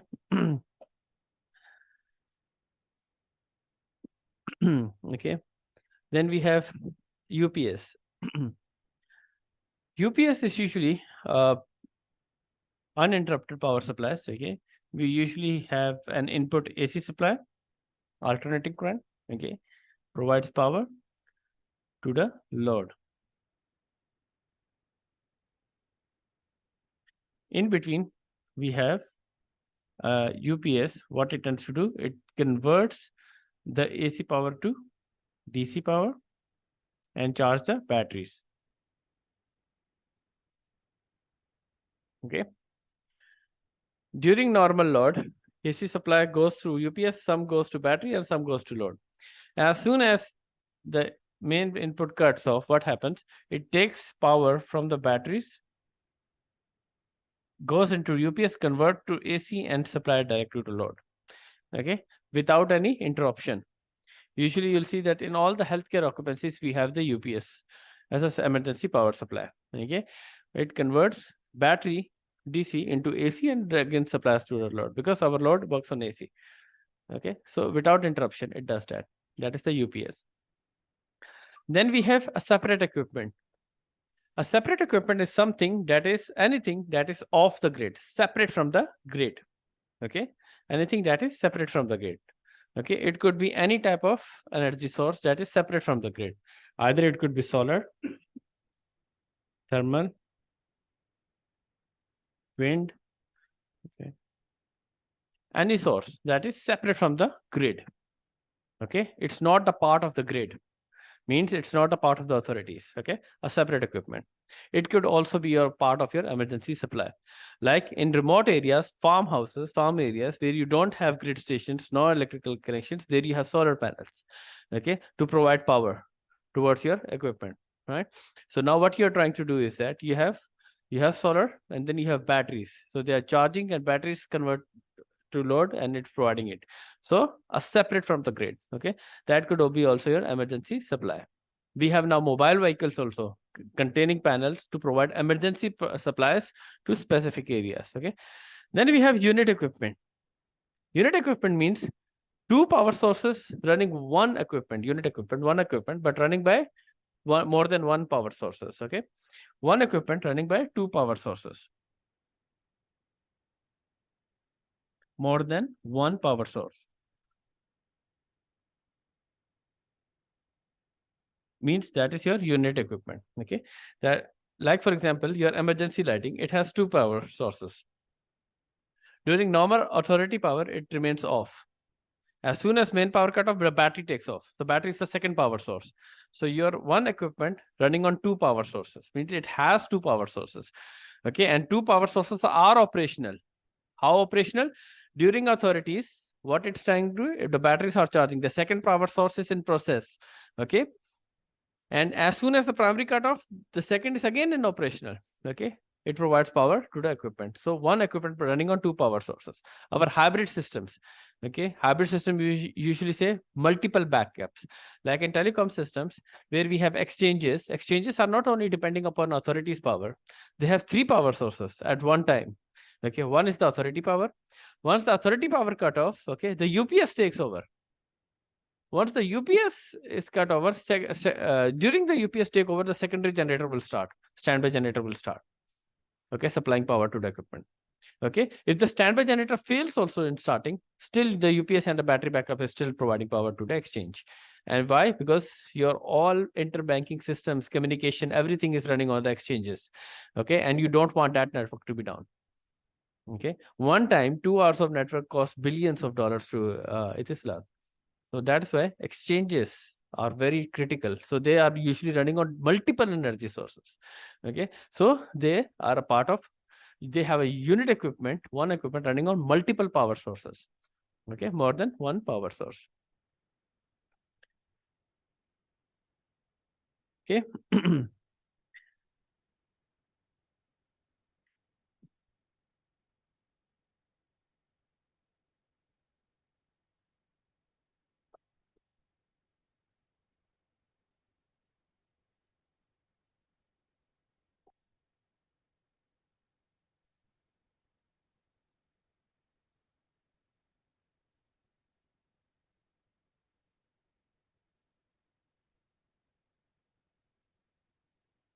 Okay, let's take 10 minutes break, then we'll be back.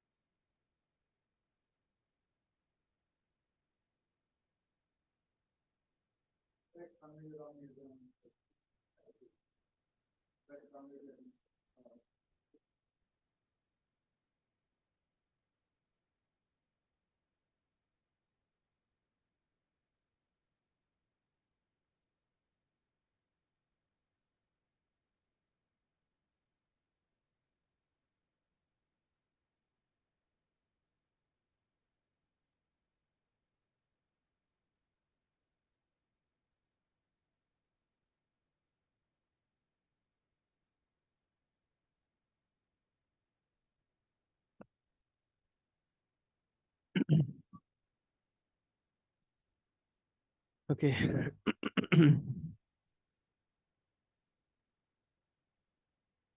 The second service that we are going to discuss is heating appliances.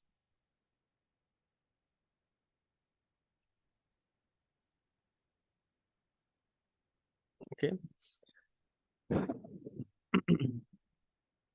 For any ignition source, okay, we have discussed before also. Any ignition source, two things are very important. The first thing is the initial air and fuel, or also known as primary air and fuel, that is being introduced, right? Air and fuel to start the ignition process, primary air and fuel to start the ignition process, and to make sure that that ignition process continues, okay, we introduce secondary air. The purpose of the secondary air is to avoid turbulence. Okay, so whenever you have heat production, okay, so you want the heat to be consistent, to temperature to be maintained. So you don't want flame high, low, right? Inconsistency is there. So that is why secondary air is usually blown so that the temperature is always remain consistent. If there is any temperature degradation, fuel to continuously burn, okay, secondary air is usually introduced. Solid heating appliances, the type of fuels that we tend to use. Okay, fuels in the form of solid fuels we have discussed, we can use coal, right? And coal we have discussed anthracite, bituminous, subbituminous, lignite, coke. Okay, so these are different types of coals that we can use. Sometimes in the examination, they can also say that a prime coal not used for heating purposes. Okay, and they can provide you black coal. Okay, so black coal is not used for heating purposes. It's a type of coal, but for the heating appliances, we have whatever the types we have discussed, these are the only types. Anthracitic, bituminous, subbituminous, lignite, and coke. Okay, so these are the different types of coals that we have discussed previously. Then we have the liquid fuels. And liquid fuels that we usually say are the petroleum products. Different type of petroleum products, okay, that can be achieved through the cracking process, okay. So any type of petroleum liquefied form, okay, that is available with us can be used for the ignition process for heating appliances. The third is gas, in which we have liquefied petroleum gas, liquefied natural gas, okay, LPG and LNG. What is the difference between LPG and LNG?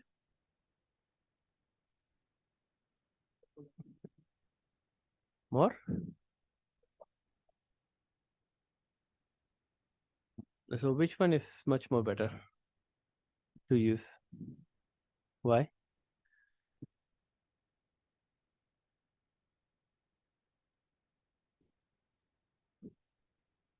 Efficiency, cannot say about efficiency, but yes, the byproducts are quite less. In liquefied petroleum gas, carbonaceous concentration is far more greater. Okay? Natural gas, the concentration is less, far more less. Okay? For any ignition source, heating appliance, okay, we have some safety controls. And these safety controls can be either operated by the control panel, fire alarm control panel, or we have standalone systems, okay? Like for example, there is a possibility that your primary air and fuel interlocking is not working. The purpose of primary air and fuel is only to start the ignition process, and then it has to stop it. Then the secondary air takes place. Okay, and secondly, it provides air. The fuel concentration that is coming from here, okay, if this fuel concentration is not limited and it provides continuous fuel at a very high flow rate, what will happen? The flame will appear, it will go out of control. So I need a safety controls to make sure that if there is any type of malfunction in any of the heating appliances, it has to be stopped. Okay, for that purpose, I introduce my interlocks, okay, everywhere. Like I will have air fuel interlocks.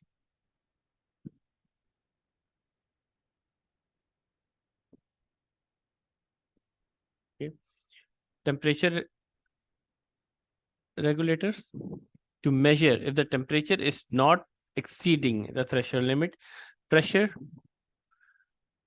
devices to continuously measure the pressure of the boiler, of the heating appliance, of any of the containment that our heating appliance is continuously providing. Okay, then sometimes we don't want people to actually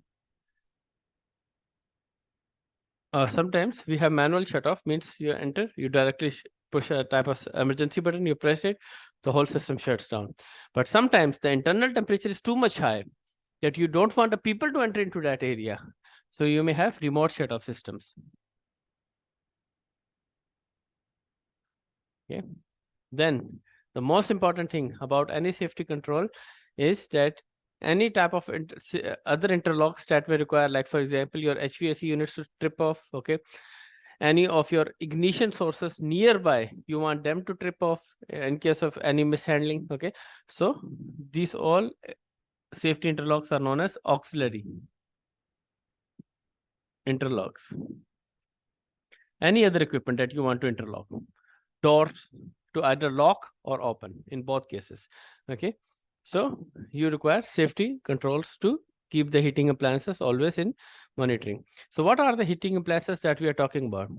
Usually we are talking about the heating appliances that are available within the occupancy, right, in our houses. Okay, where we want to have heating pipes, okay, that are used, or ducts that are used to distribute heat towards the various portions of the house. Okay, or buildings, residential buildings, or large accommodation areas, even in industrial areas also. Okay, where the heating appliances are running and the purpose is to provide hot air, okay, throughout the facility in cold seasons. Okay, so how the heat is being distributed? Heat that is generated from the heating appliance is distributed through ducts and pipes. Okay,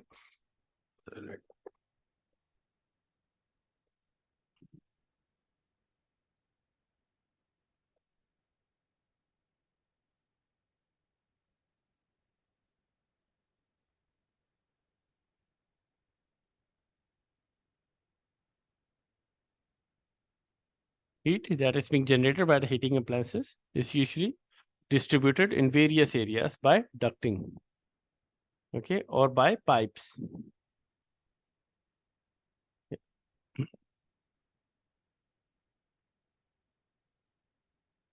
Okay. So heat is usually distributed by ducts or pipes.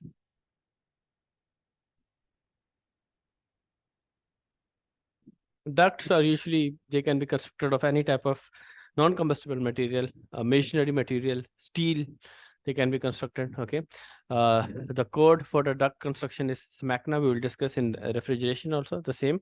Okay, but the most common type of heat distribution system that is most commonly known is chimneys.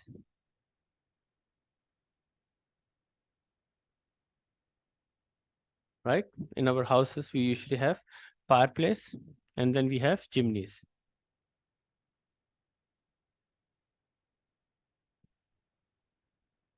Where the heat is extracted from the chimney itself. Chimneys can be categorized into three types: factory built,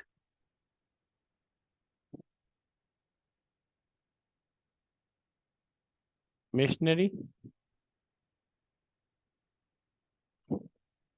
and third is unlisted metals.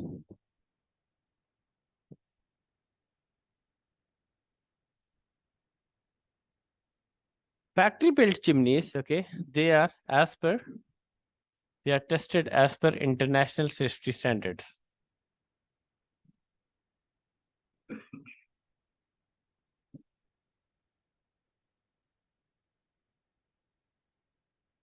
While the masonry chimney, okay, they follow the guidelines of NFPA 211.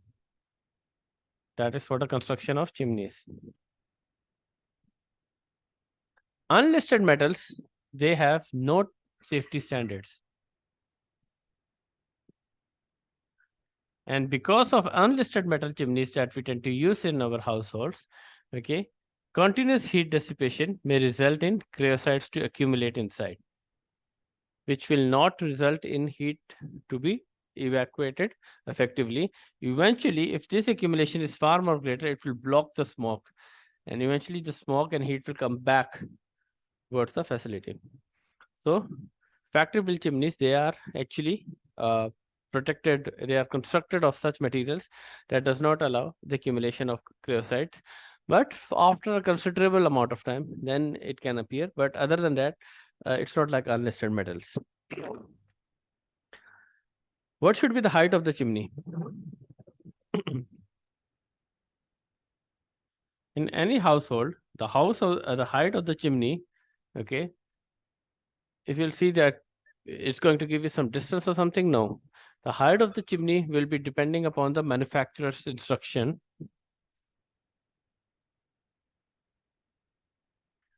Okay, they can ask in the examination about the chimneys height. Okay, it is based on the manufacturer's instruction. Only one consideration that you have to keep it in mind: the smoke that is being released into the atmosphere, okay, does not come back by the air movement equipment back into the house. That is the only consideration that you have to make. That the smoke that is being released by the chimney outside of the house should not come back by air moving equipment. Okay, that will bring it back into the house. So that height and that smoke intensity should be there. So it means that the height of the chimney will depend on two very important factors.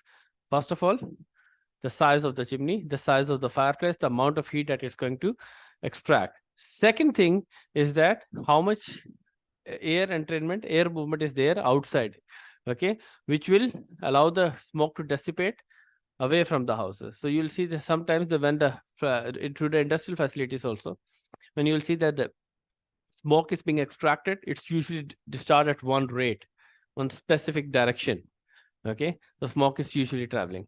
So basically, it depends upon the air movement, ambient air movement outside also. That is why they usually say that the height of the chimney depends upon the manufacturer's instruction. Means the team that is installing, they will clearly identify what should be the height of the chimney, okay, based on the ambient air movement as well as the size of the chimney, how much heat it's going to dissipate from the facility. Yeah. So this is for the heating appliances. So what are type of heating appliances we are talking about? Heaters, burners, kerosene stoves. Okay. So all these are our range burners. Okay. So these all are our heating appliances that we use in our facility houses, in our facilities.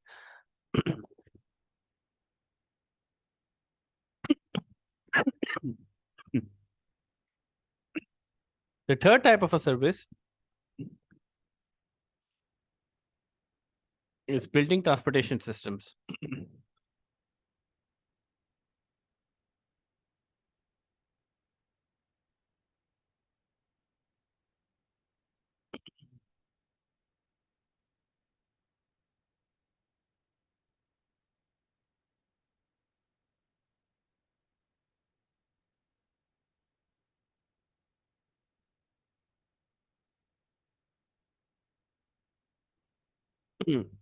That is building transportation systems. And when we are talking about building transportation systems, okay, we have elevators. Okay, then we have escalators. We have dump waiters.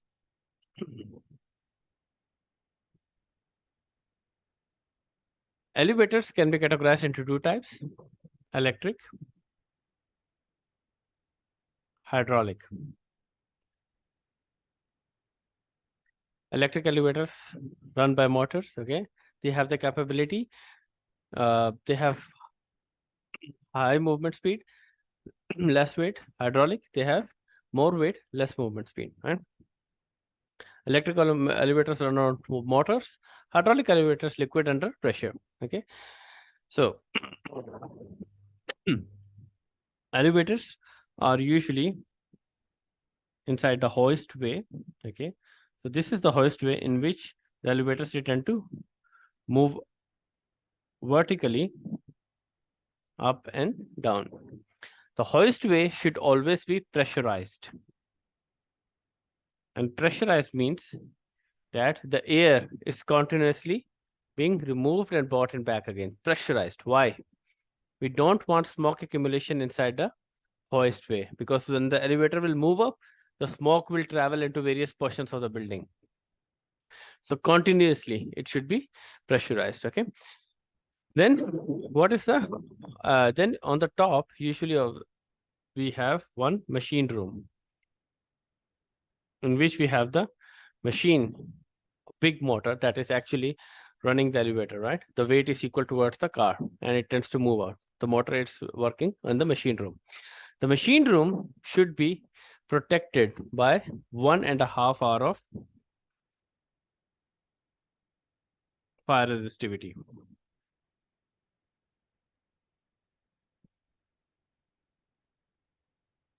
In the examination, they usually ask that the hoistway construction should be rated at which, how much of fire resistivity.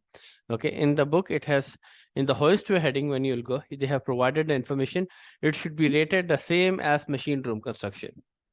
So then you have to go to the machine room to identify what is the hoistway construction rating. So the hoistway and machine room should have same 1.5 hours of fire resistivity. Yeah. Then NFPA 13 says we can have sprinklers inside the hoistway, but it has to follow guidelines of NFPA 13. Okay, meaning that all the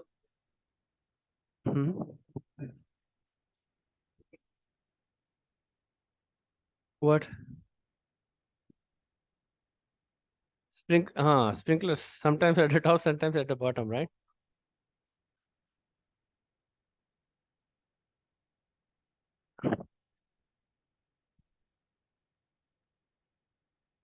Actually, the only purpose of the wherever the interruption of hoistway traveling is there, the sprinklers will not be installed.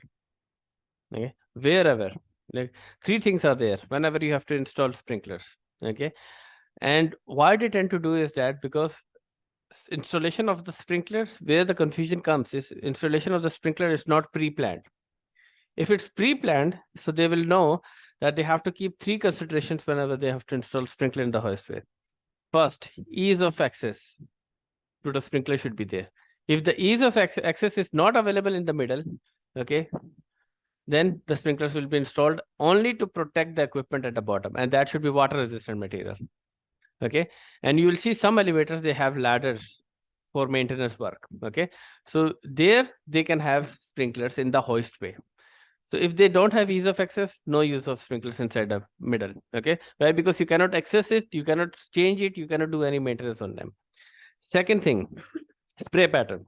Okay, if your sprinkler spray pattern, okay, is actually affecting the rope, it's making it wet. Okay, so now what happens that once your mechanism is moving up and down, if accidentally it operates, okay, your first parameter is not met, means you cannot stop the sprinkler by stopping any valve or anything. What will happen? Water will spray. The greasiness actually acts as an insulator, but continuous drops of water on the greasiness of the rope also removes the grease from there. Okay, so it means there is a chance of rustiness.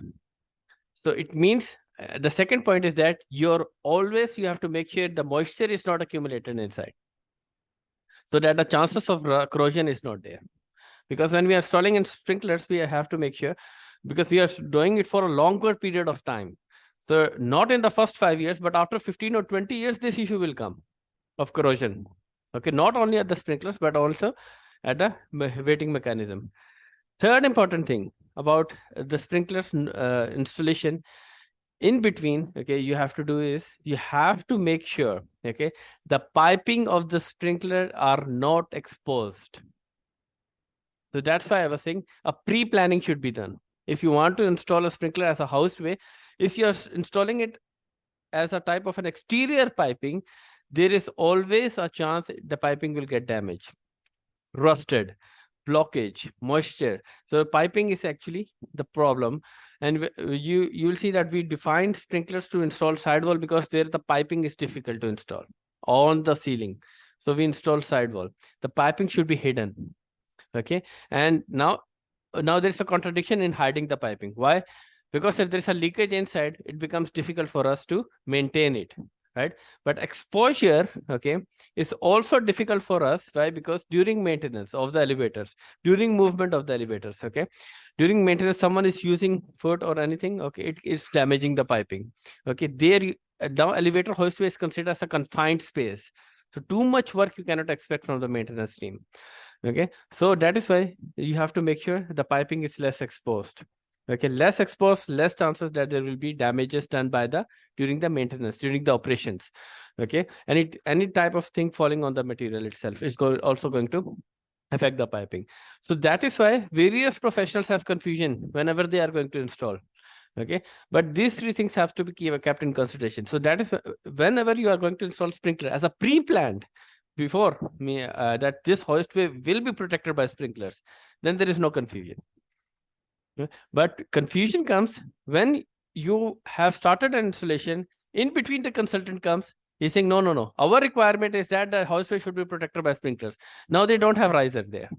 So what they tend to do, they will make bends, they will twist something, somehow they will bring the sprinklers there. So that is where the problem comes. Okay? So if it's not pre-planned, it becomes difficult. NFPA4 says you want to install sprinklers, okay, but your all material mechanism should be water resistive material and water resistive plus anti-corrosive. Okay, because when you are going to test a piping, okay, there will be a pressure differential. Exposed piping will have more pressure differential, okay, than the hidden piping. Okay, so exposed piping will be exposed towards various temperatures. Okay, various parameters which may affect MICs also, MIC occurrence also. So for that purpose, okay, the NFPA4 says two important parameters. First is that it should be water resistant materials, anti-corrosive. Two things should be there. If there is single droppage of water coming directly on the mechanism, then it should not provide any type of corrosion. Okay, because the water that is trapped inside, we don't know which quality because we are taking from municipality. It could be salt water. Okay, it could be sewage water. Okay, so whatever the water that is being provided, because I'm not talking about well-maintained municipal, we have to consider everything. We have to consider those areas where the water is not readily available and those areas where water is filtered and available. So in both cases, we have to make sure the material is anti-corrosive. Okay. Okay, phenomena, how the sprinkler, the elevator should stop. The first step is the smoke detector activation. That is the first step. Second step is that the primary power will cut off.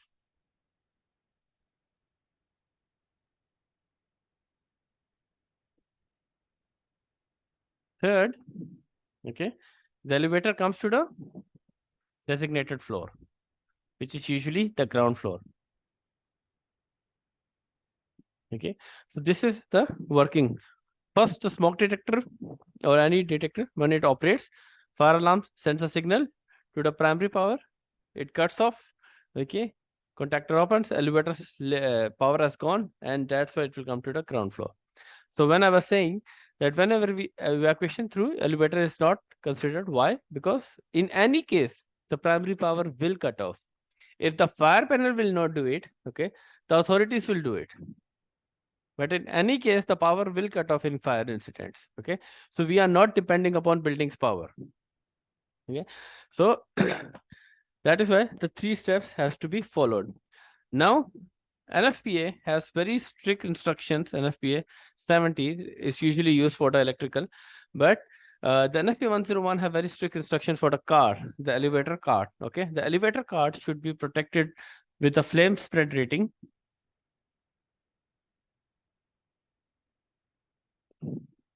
Sorry, flame spread rating 0 to 75. And we discussed three categories of flame spread. Class A, 0 to 25. Class B, 26 to 75. Class C, 76 to 200. This is the scaling. Okay, class. So if it means 0 to 75, it indicates class A and B material. Okay, not C material. Okay. So like this, they can ask you in the examination. Okay, now in the examination, class A ratings and all this information is in section 4. Section 10, they have only give us flame spread rating 0 to 75. So sometimes what happens when they're giving you a trick question or a type of a straightforward question, they're saying, okay, the flame spread rating as per NFP101 should be from 0 to 75. Which classification does it lies on? It will provide you options: class AB, class BC, class CA, class ABC, which protection. So now when you'll go to section 10 for the elevators, you will find only 0 to 75. So where this classification is given, that we have discussed in section 4, where it has given us three classification: A, range, A, B, and C. So from there we can extract that it is class A and B classification. Okay, so I'll write it again. Class A of flame spread rating was 0 to 25. Class B, 26 to 75. Okay, and class C was 76 onwards to 200. Means a lower fire resistive material. Okay, the other two are good flame resistive material. So 0 to 75 lies in A and B. And smoke development ratio will always remain 450.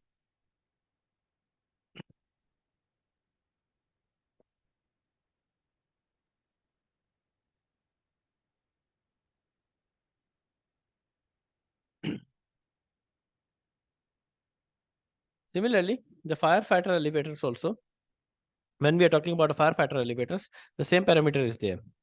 Firefighter elevators also requires us the same flame spread rating, okay, same smoke development ratio.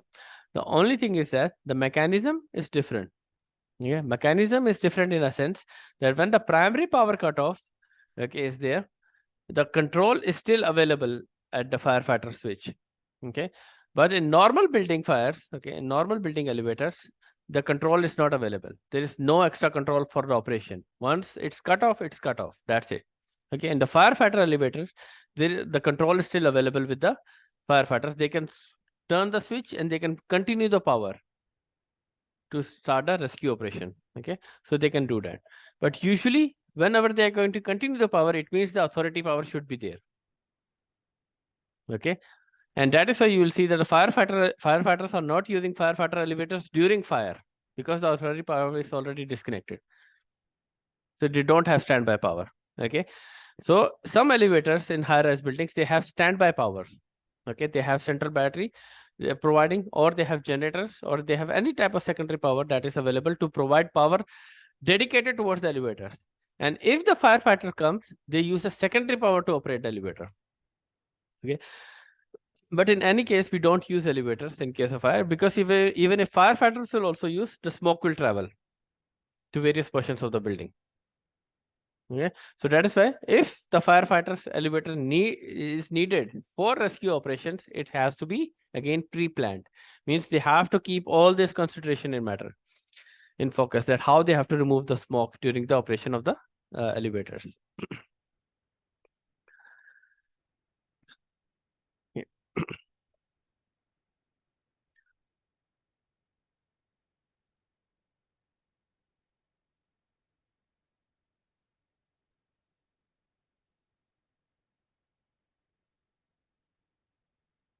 The fourth service for the building is heating, ventilating,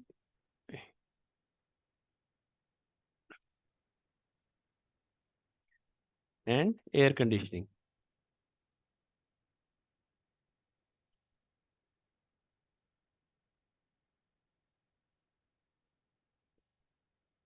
Now HVACs, They run as either as a combination system, as a type of a standalone system to provide cool air, or dehumidifying, okay, or hot or humidifying, okay. And then the third system as a combination of 1 and 2. As a combination system means in hot weather it will provide cool air, and in cold weather it will provide hot air. The HVAC systems, okay, depends upon different types of filters. There are different components in the HVAC system. Let's draw how the HVAC system works out. Okay. The first thing is the location of the equipment.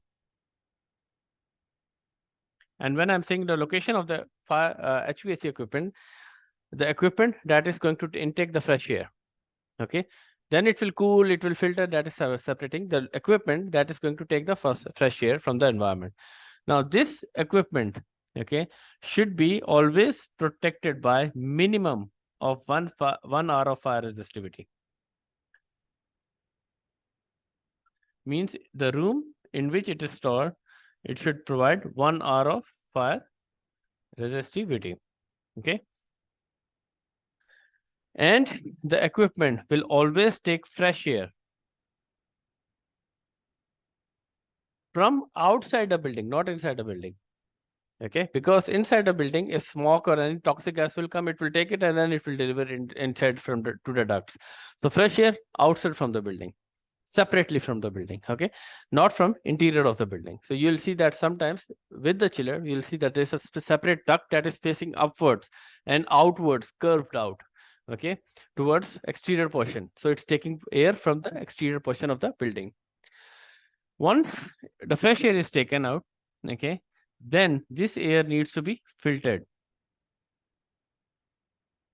And we use different types of filters here, okay.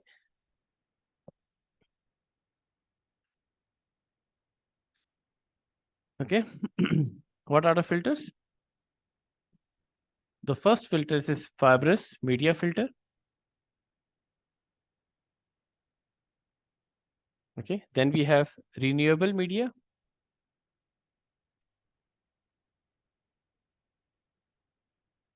And the third one is electronic static cleaners.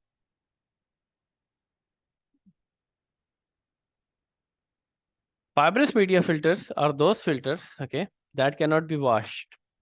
They are made of such accumulation that they capture the maximum amount of dust, but you cannot wash them, like your car filters, car air filters. You cannot wash them. Either you can clean them and you have to, or you can throw them and you have to replace a new one. Why? Because if you'll wash them, the fiber itself is going to contract it, eventually spoiling your whole filter. That is the fibrous media filter. Okay, so you remove them, dirty, you replace them, and you put the new one inside. Okay, that is a fibrous media filter.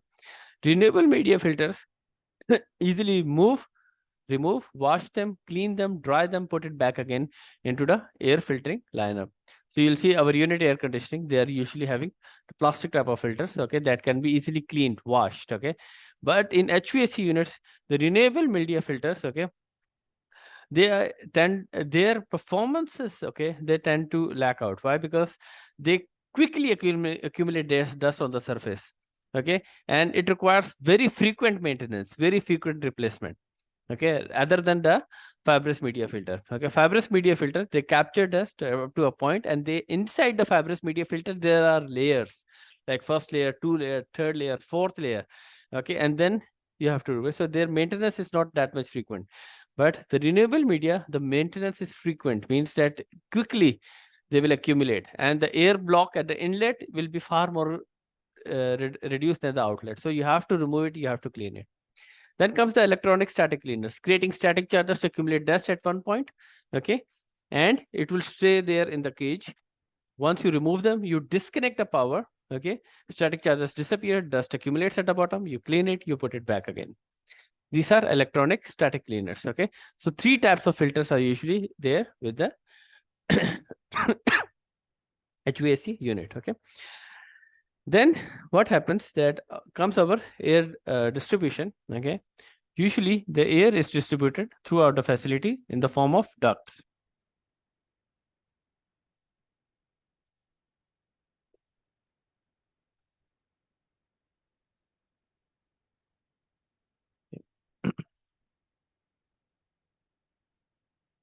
In the form of ducts, the air is usually distributed. Ducts, okay, are, as I said, the ducts are usually constructed of masonry, metal, or any non-combustible materials. Okay. The purpose is to distribute air through various areas through the ducting. Now, inside the ducting system, okay, there is one portion or junction where we have multiple interconnected ducts. So you can see here, I have multiple interconnected ducts here, meaning the air is being transferred from here. It can go here, here, and this point also. But this is a two-way operation, meaning if there is any type of a toxic gas available, toxic gas available at one facility, it will extract the air, and this air can go both ways. Means it can distribute in towards the duct. So this portion of the ducting system where we have a type of a junction that is being formed, this portion of the ducting system is known as plenums. Usually, my duct protection is always at the plenums. Why? Because at a plenum, if I block one junction, I save three other areas. Right? If any of the junction I block, okay, any of the pathway I block at a junction, I can save all the three areas. Right? So why we are discussing plenums is because if I want to, because in the ducting system, we have dampers that are usually installed. And if I want to install dampers, the ideal location is plenums. If there is any type of smoke accumulation from a fire, okay, so if a flame comes up, smoke is released. So I want the dampers here to be operated.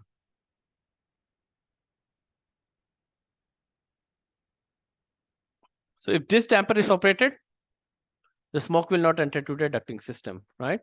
So the dampers that I use here can be categorized into two types. There are fire dampers, okay, and smoke dampers. What is the difference between fire and smoke dampers?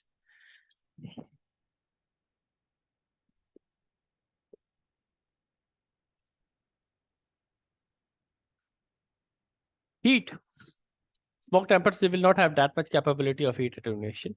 Okay, smoke dampers are usually used in those areas where the vapor accumulation is far more normal. Okay, flame intensity is less. So there we usually use smoke dampers. Okay, so that's if the concentration is above, the damper will close. That's it. Fire dampers have capability to resist heat. They remove heat effectively from the damper, eventually closing up removing the heat from the system. Then we have smoke detectors. Okay, if I want to install a smoke detector inside a ducting system, okay, can be installed, but for systems, HVAC systems, above having a flow rate above 15,000 cubic feet per minute. For systems having a flow rate of 15,000 cubic feet per minute, for systems above, okay, this flow rate, I can have smoke detectors. For lower, small systems, not necessarily. But if I want to have smoke detectors inside the ducting systems, okay, then the flow rate should be 15,000 cubic feet per minute. Then I can have smoke detectors inside. And the detectors that I tend to use here, they work on air sampling type smoke detectors. Okay, the smoke detectors that we usually use inside the ducting system are air sampling type.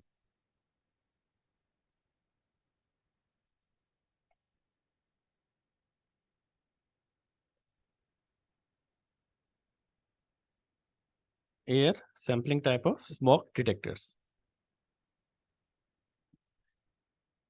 So usually air sampling type means they have multiple filters. available inside the smoke detector. So they can differentiate between smoke and dust particles. Because when the air will come, no matter how much filtration is there, still there will be dust accumulation. Small fibers, small dust will still pass through. Okay. And then in the streamline, we require multiple filters again to make sure that a clean air is being distributed. Okay. So we use air sampling type of smoke detector.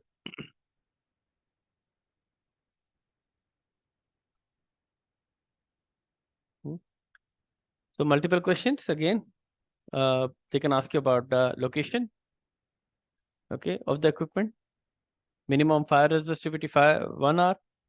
They can define a junction inside a ducting system, that is usually plenums. If I want to install dampers, ideal location is plenums. Okay, filters, any filter they can define. Okay, and smoke detectors installation inside the ducting system. Okay, so usually the code that we follow for heating, ventilating, air conditioning system is NFPA 90A.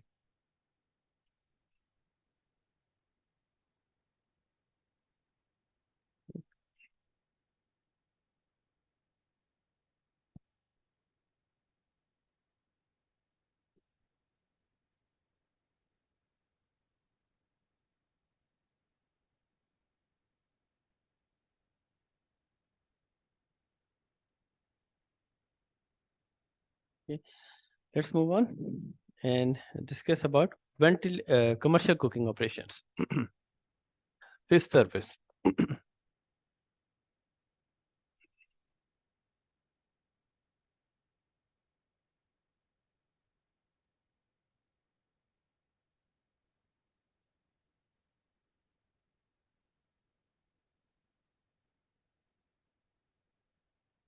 Commercial cooking operations.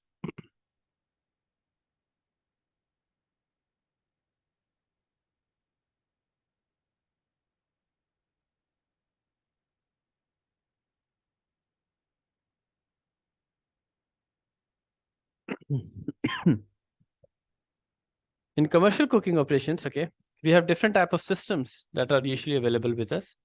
So one type of a system, okay, in which I have a duct, okay, that is available with no interconnection of any other ducts. The other type of a system, okay, may have interconnecting ducts.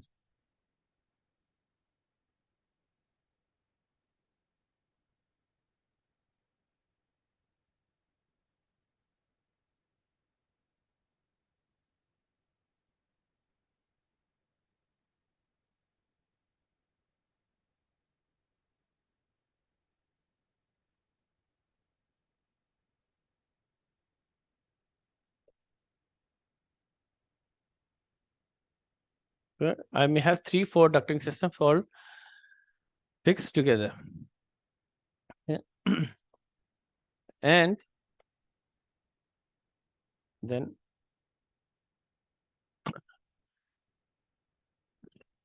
ductings that are different types depending upon how much quickly or how much expansion complicated my system is. Based on that, I may have different type of ducting systems available with me. What are the important parts of the commercial cooking? The first important part is the hood itself. What does the hood do? It removes heat. The purpose is to extract heat and smoke from the equipment, from the hood directly outside. Then inside the hood, we have discussed that a grease formation will be there, either vegetable oils or animal oils that are actually being cooked. So a greasy formation will accumulate inside the hood. So for that purpose, I require a grease removal devices.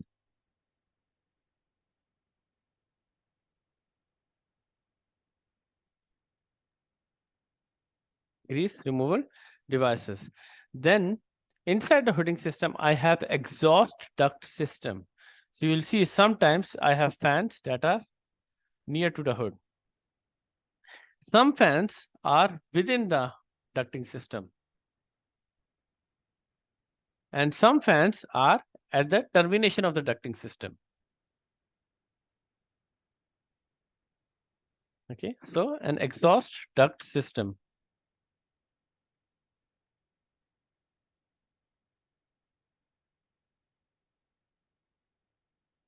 we'll discuss what are the different types. Okay. Then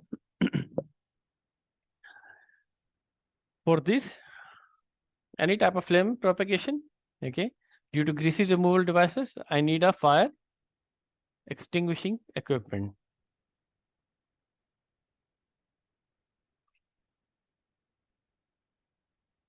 And whenever the cooking is there, heat and smoke will escape into the environment also. So I require a ventilation, or you can say air movement equipment, to make sure that the concentration is not that much and natural ventilation is always provided.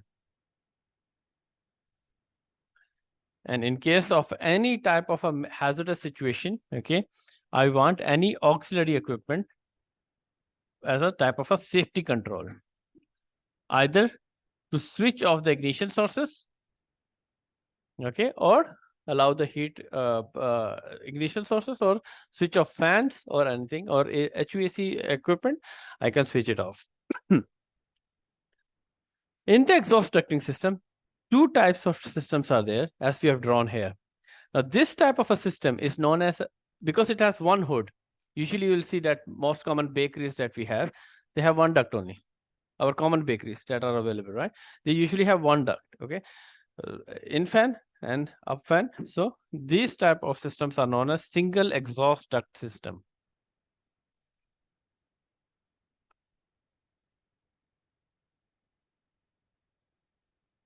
And this type of a ducting system, which have multiple ducts that are available, interconnected towards each other, this type of a duct system is known as manifold ducting system, in which we have multiple ducts interconnected.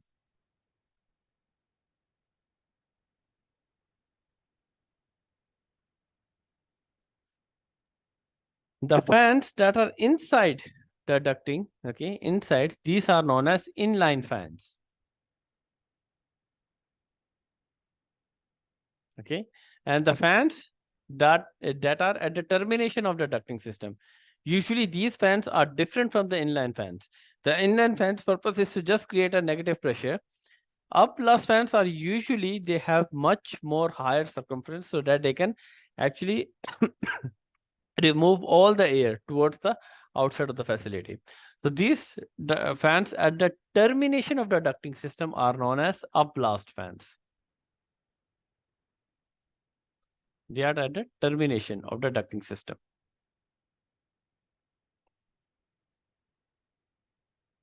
So they can define any of the fan in the examination. The fans that are at the termination of the ducting system are known as, they are known as up-blast fans.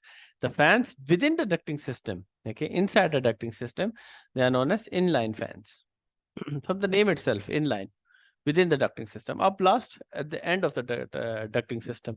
So here, this one is a up-blast fan at the termination, and inside these all are inline fans. Okay.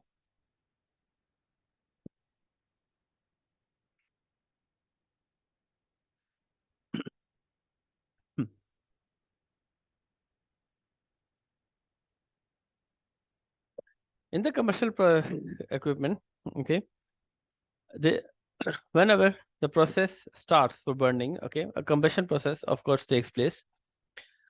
So in the examination, the question related towards the combustion process has always been very important. So we'll discuss that. Okay.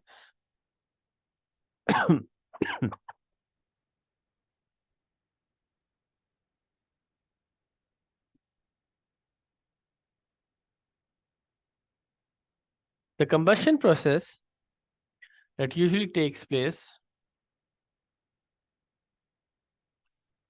okay, they can ask you what are the important combustible elements in the combustion process.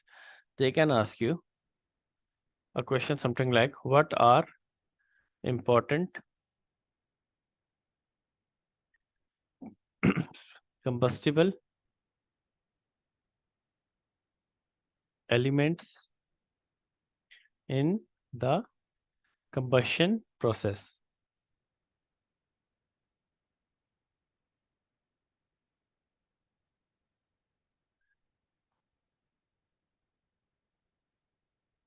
Hmm.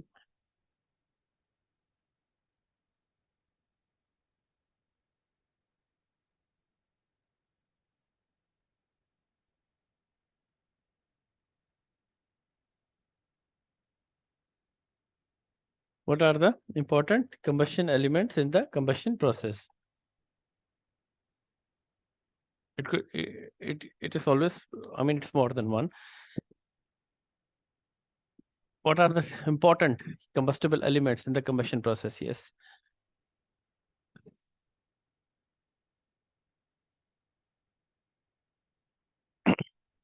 Hmm. Oxygen, carbon. Oxygen is always there. Okay. Yes. Focus on the question. During the combustion process, what are the important combustible elements during the combustion process? In the combustion process, three are the important combustible elements.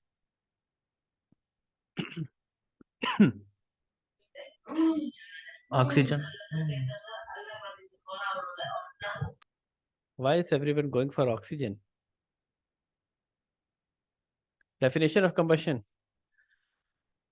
Combustible element plus oxygen is combustion.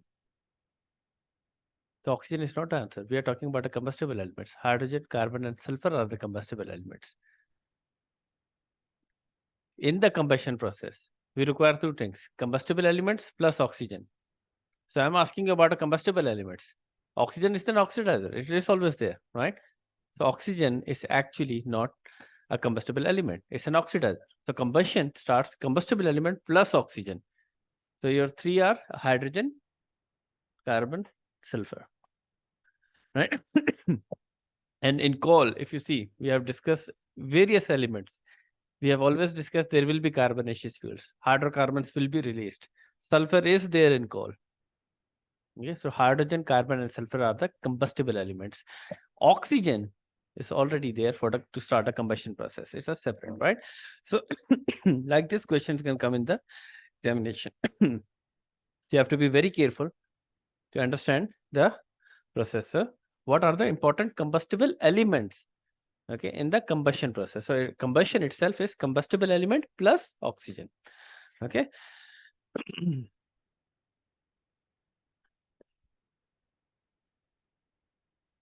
Then in the commercial cooking or the combustion process, there are 3 T's of combustion.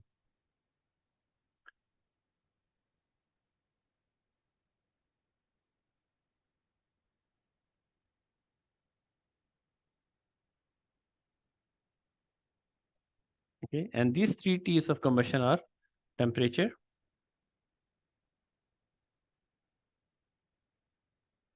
time,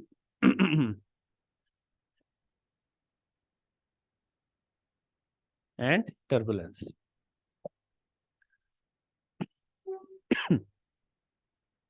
Temperature, time, and turbulence. The temperature that you have to continuously maintain for how long, for how much time. Like for example, whenever we are keeping something in an burning, we usually say keep 25 minutes at 1400 degrees Celsius. Keep 20 minutes at 450 degrees Celsius. So temperature, time. Turbulence, we have discussed, there shouldn't be any type of heat attenuation. Okay, the heat that is being provided by the combustion process should always be consistent. Turbulence comes whenever there is a fluctuation or turbulence in air and fuel. Okay, and we have discussed the primary air and fuel is used for combustion process, initiating the combustion process. So turbulence will be always affected by air and fuel mixture. Okay. The 3 T's of combustion: time, temperature, time, and turbulence.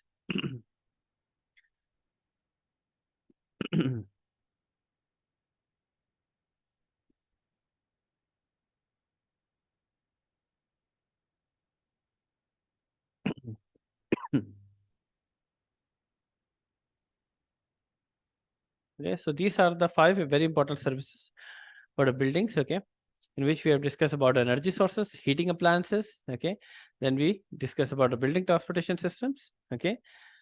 Fourth, we discussed about our HVAC systems. And then fifth was the commercial cooking.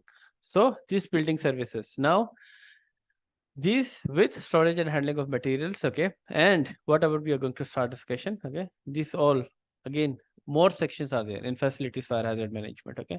So various facilities are again still available, so we'll discuss them. So these all facilities combined together, they are going to be the part of 15%. Okay.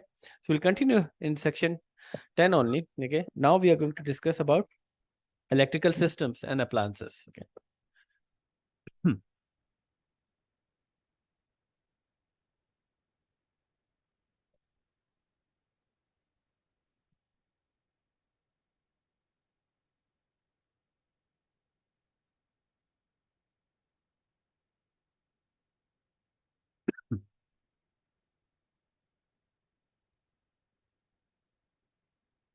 So, hmm?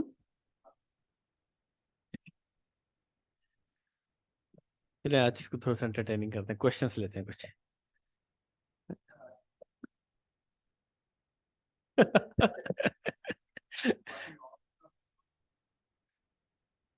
हाँ. नहीं, questions ले लेते हैं, questions करते हैं, वो थोड़ा सा माइंड फ्रेश हो जाएगा उससे. क्वेश्चंस जो है ना वो वैसे ही थोड़ा सा एंटरटेनिंग हो जाता है.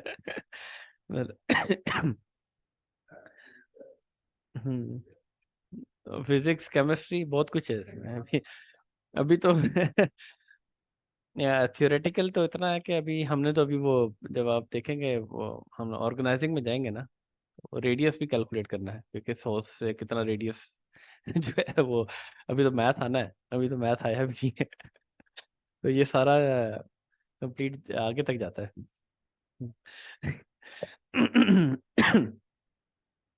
Okay, we'll discuss some questions. Okay, let's take some questions.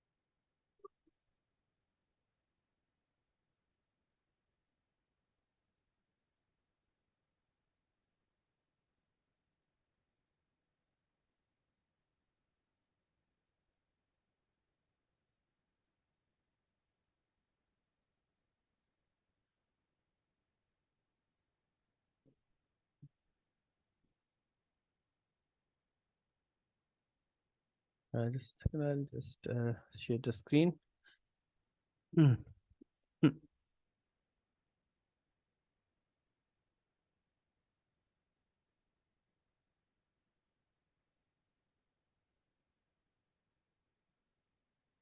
Okay, guys, let's just take some questions. Okay. Now, these questions are not from this section, they are mixed questions. Okay. A little bit zoom, right?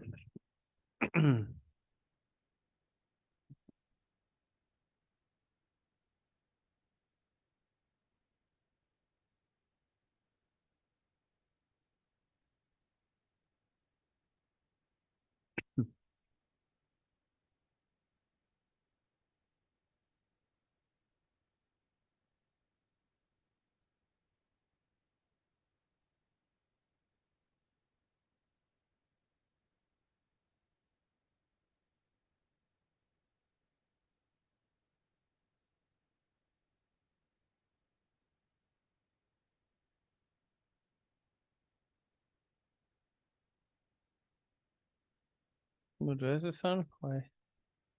Hmm.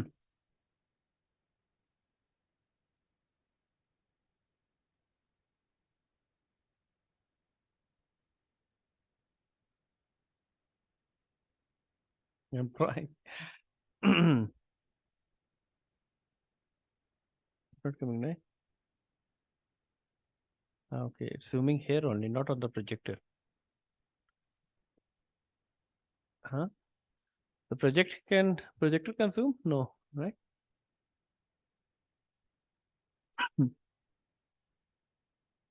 Let me ask him.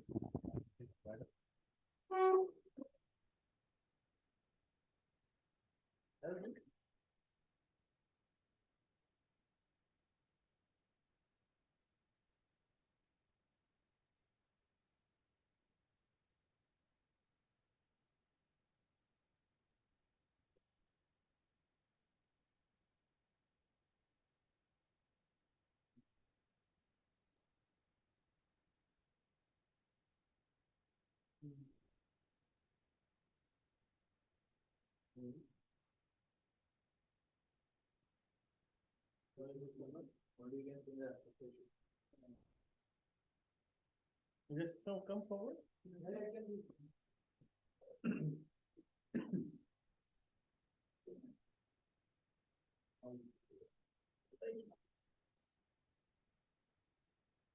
No, wait.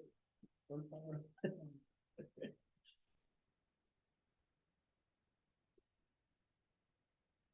These are next questions. Okay, so we'll take these questions from the previous sections all together. Okay, which question number one? Which of the following refers to the heat of a chemical reaction as the energy that is absorbed or released when a reaction takes place?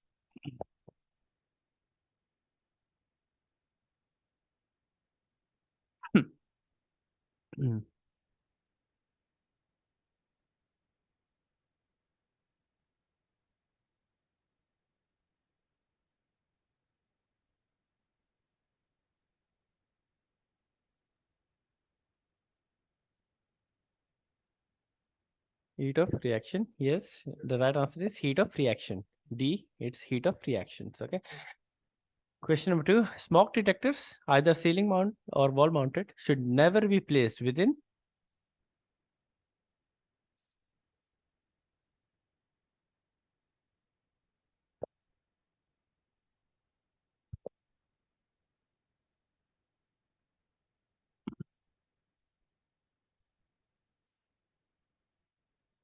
It should never be placed within 4 inches, 0.10 of the wall or ceiling. Okay. That is 4 inches.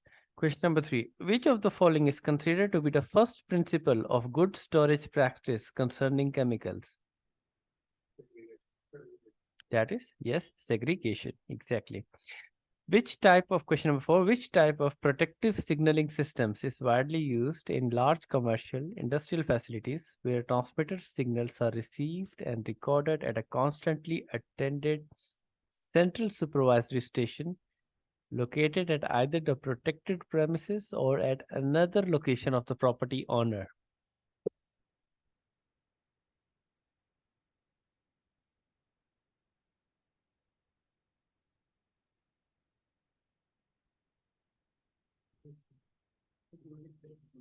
Hmm? B? You're missing the point here. Whatever the commercial system, yes, like whatever the commercial system, okay, protective signal system, either it's a central station supervisory system or it is a protected premises system.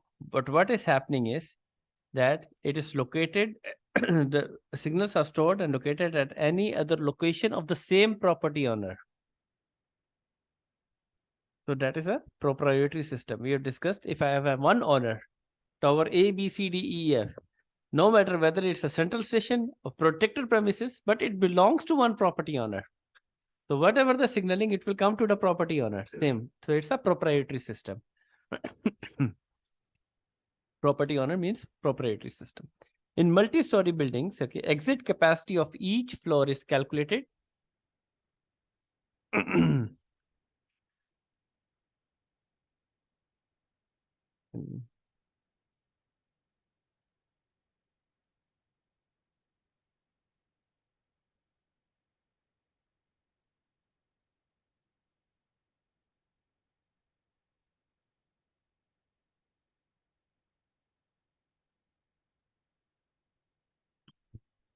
Section 4, human factor in emergencies. We discussed about two evacuation models. One is the flow capacity and one is the movement models, right? One is the flow method, one is the capacity method, and then we had the movement models also, right? So we discussed one thing, that whenever we have to calculate the exit capacity of any floor, it should always be done separately. Okay, it will always be done separately, because I cannot say one stair width. So it means one is able to handle. So the same stair width, I cannot say it for the upper floors. Okay, because maybe the floor capacity will be changing, right? So for that purpose, it should always be done separately. Okay, which is not a critical operating feature of a sprinkler system, which must be connected to a supervisory signal. Means what of the sprinkler system, which feature that is mentioned below is not a critical feature that is necessary to connect to a supervisory signal. So these are the first two options: the position of the control valves, okay, the operation and integrity of a fire pump. Okay, I will show you the other two options also. Okay, the other two options are air pressure in the dry pipe and the jockey pump operating pressure.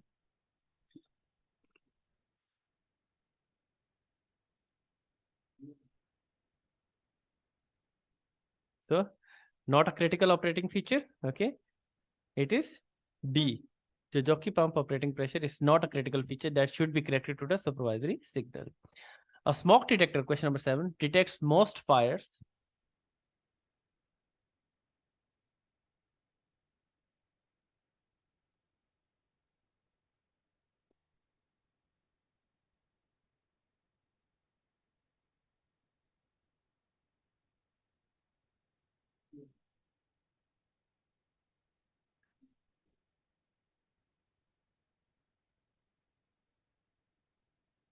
What is the most appropriate answer here?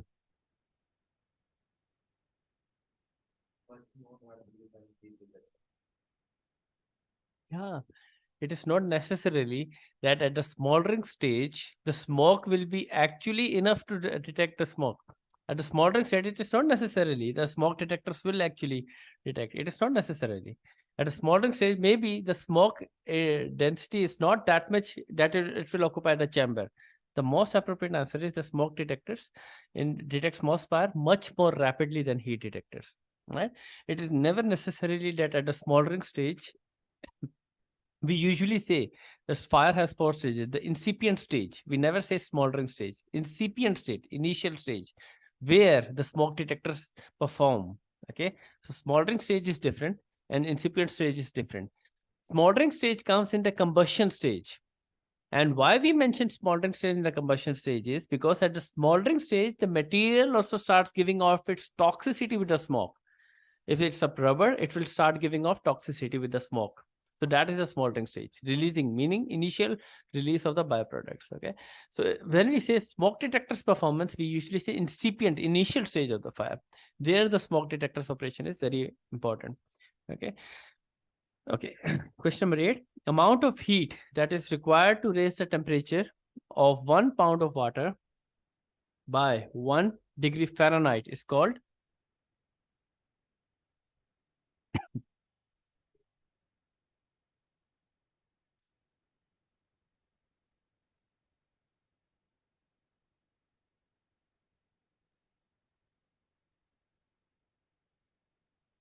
1 pound of water by 1 degree Fahrenheit.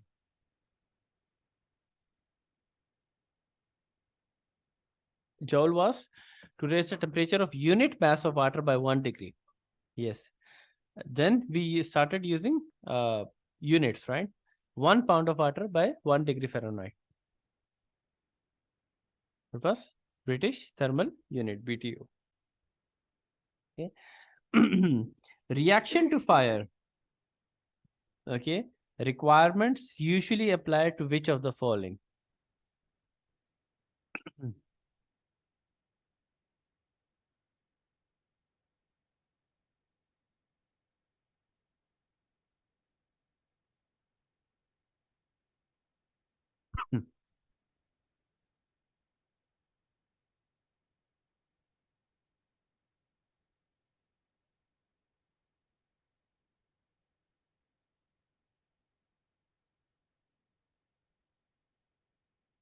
So reaction to fire means that any of reactions that may occur into the fires, okay, can be usually apply to which of the following, okay.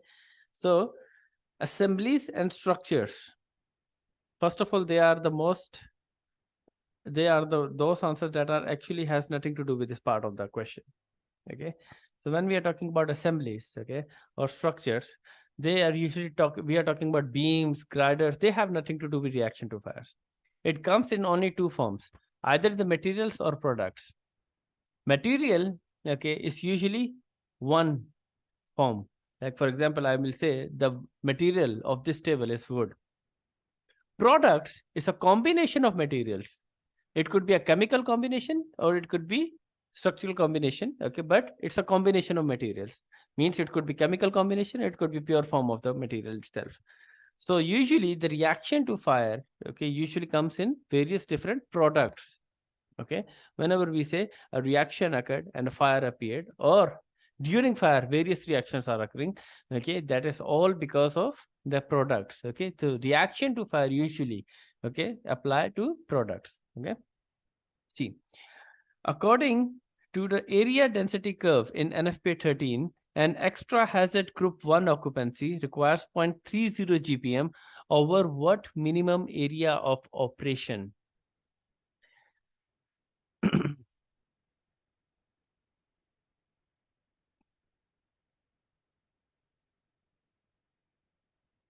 So yeah, for that you have to look to the book. You have the book? Anyone has section 16? Section 16, yes. You can go from section 16. There's a table of the design density curve.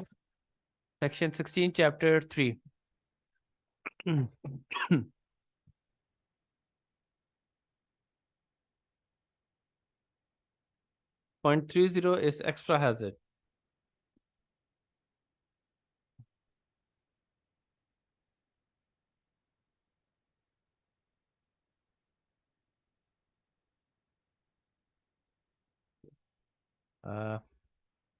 No problem. Let's just go to the slides.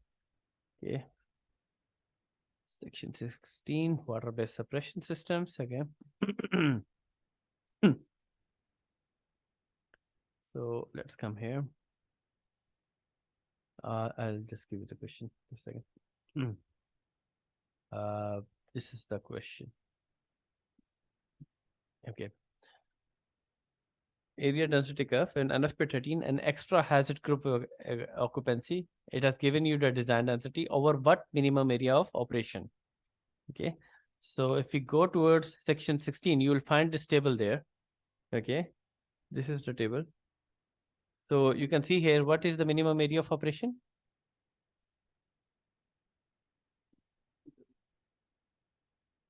It's here, right? You can see here, it is 232. Okay. Or if you want in square feet also, it's there, 2,500 square feet, right? So,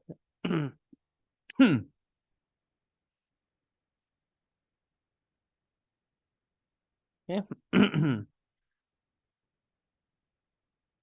Okay. So going on towards the next question. So right answer is B, 2,500 square feet. Yes. Okay.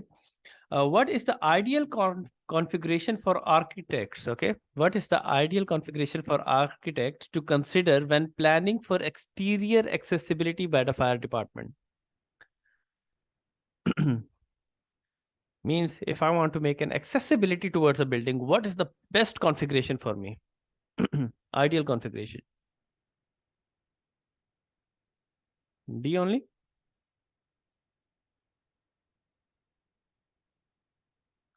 Access to all four sides of the building. Means all four sides I can get access. That is the ideal configuration, right? Question number 12.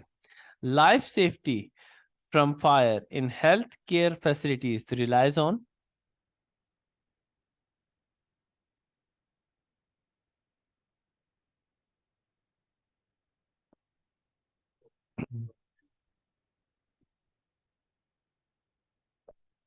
That is defend in place principle. In healthcare occupancy, we don't want evacuation. The first thing is that the first principle is that because we want to stop the fire propagation.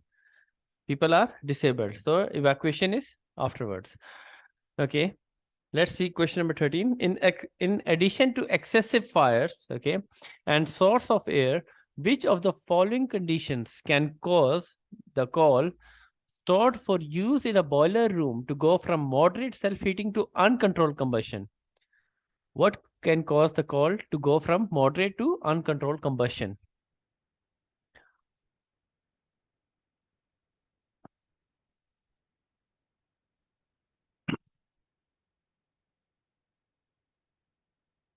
That is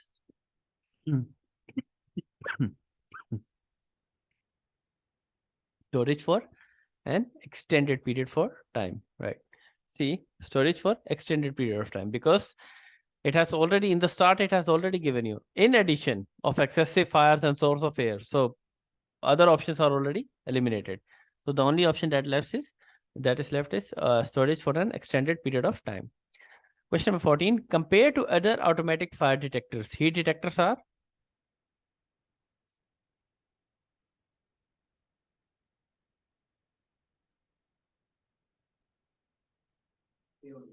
A only. Yes, they are the most reliable devices with the lowest false alarm rates. And A, yes. Which of the following defines ratio of mass of gas to the mass of an equal volume of dry air at the same temperature and pressure?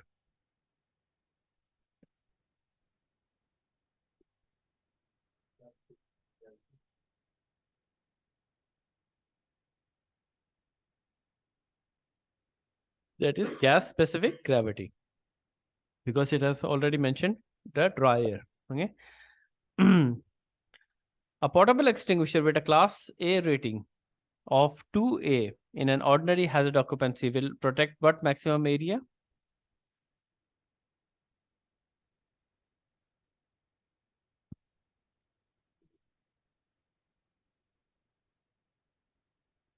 Class A.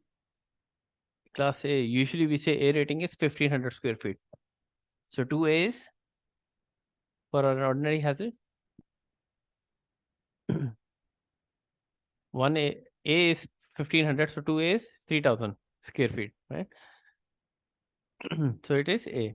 Supervising stations monitor a number of protected premises fire alarm systems via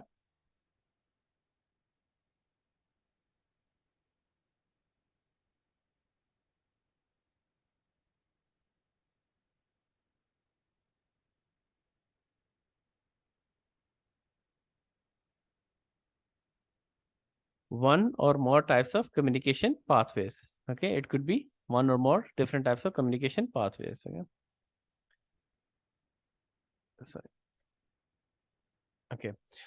To ensure the business question I'm writing in, I'm skipping. It's the same heat absorbed or released. Okay, when a reaction takes place, the only thing is that the answers are different. The answer is same heat of reaction that we have discussed the first question. Okay, so question number 19. Yes, we are moving on to question number 19.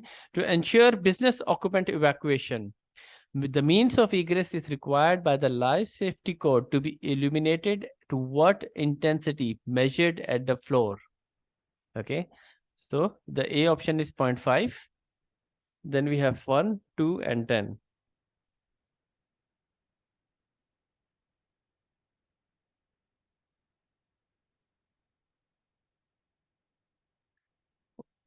0.5, no?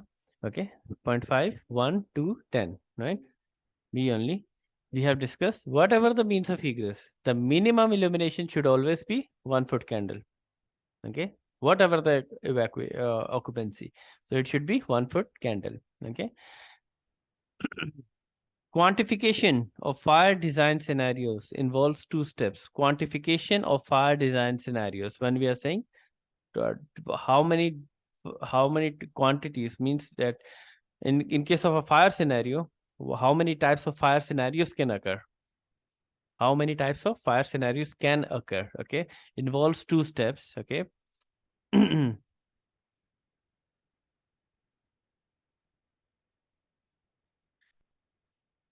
Fire design scenarios.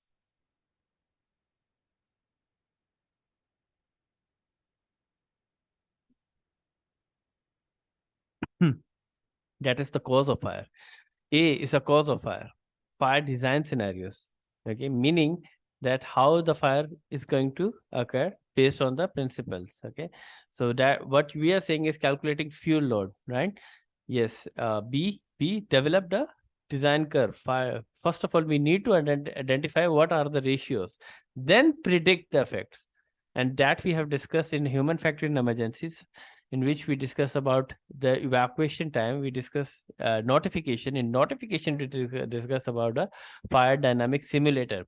In fire dynamic simulator, what we discussed was that we keep various different types of materials. We predict how the smoke will tend to move out, and there we tend to provide a notification so that we can get a timely detection.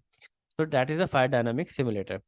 Question number 20. Yes, the right answer is B. 21. Hydrostatic testing for carbon dioxide portable extinguisher is how many years?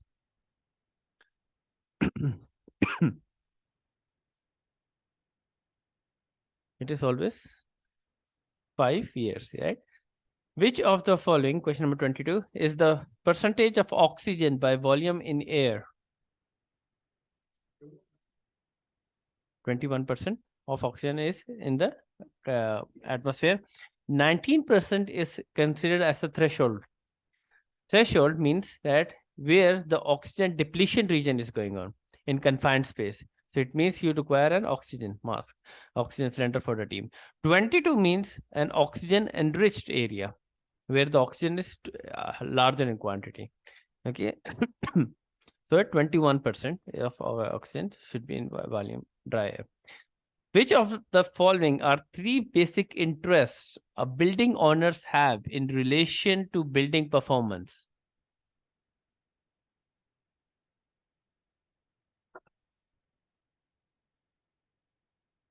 Which of the three following are the three basic interests the building owners have in relation to building performance?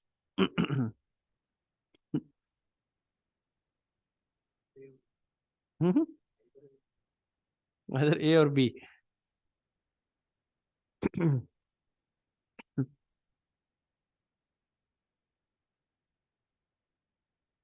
Okay, here why we are not talking about the aesthetics and creature comfort, because if you read the question carefully, three basic interests have in relation to building performance, not building construction. Building performance, right? So in the building performance, safety, capital, and function. Yeah. So it is 23. The answer is C. Okay. Service test of pumping engine should be conducted.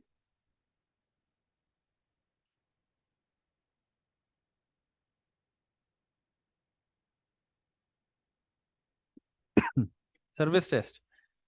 Weekly test we have discussed, right? Service test also NFP25 we discussed. It should be done annually. Annually. Service test should be done annually. Okay. Weekly inspection and weekly testing we have discussed that. In the same discussion we discussed that usually the service test is done annually. Weekly test is 30 minutes of diesel pump and 10 minutes of electric pump running and other checklist. Inspection is weekly. That is weekly test. But a service test is usually done annually. Okay, because pumps, they are usually not running. So that's why the service test is annually. Which of the following is required on the pump discharge line when the operation of the pump can result excess pressure that would exceed the pressure rating of the fire protection system? That is a relief valve. That in cooling flames, gases with water mist as an extinguishing method, the percentage of water mist by air or by weight in air must be at least means the mist accumulation in air.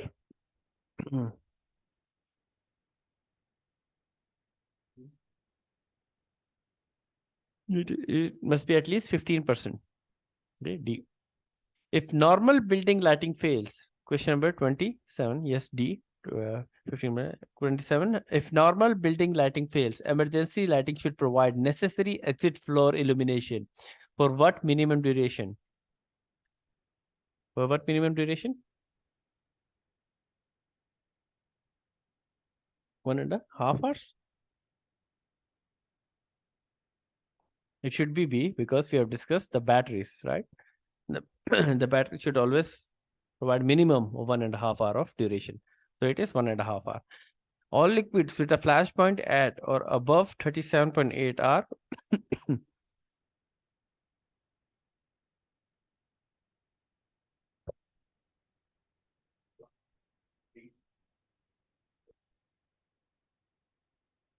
that are classified as combustible liquids at or above flash point 22.8, okay, are flammable liquids, right?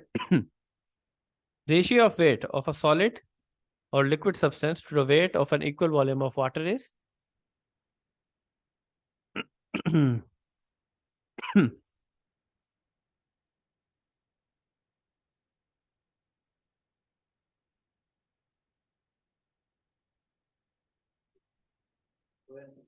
specific gravity. Buoyancy is the force that is acting on the body, the floating up or sinking down, right? That is specific gravity. See, three types of deflagration devices used in conjunction with suppression systems, okay, are static detectors, rate of pressure, rise detectors, and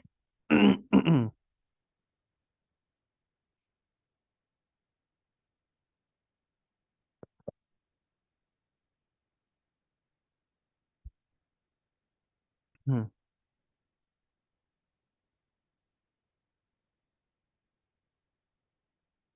optical flame detectors, right? They are deflagration devices. Okay, they are used with suppression systems. Optical flame detectors. Which of the following is not a basic type of circuit in a fire alarm system? Is not a basic type of circuit.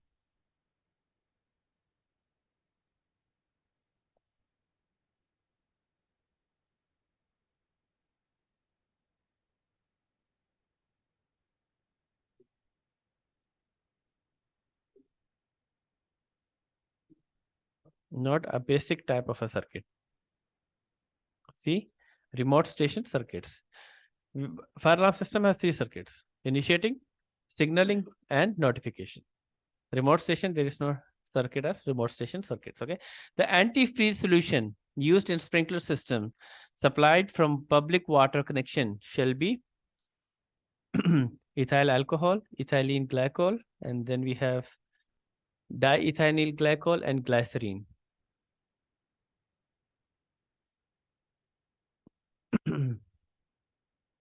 The most common antifreeze solution that is used in a sprinkler system, okay, is glycerine.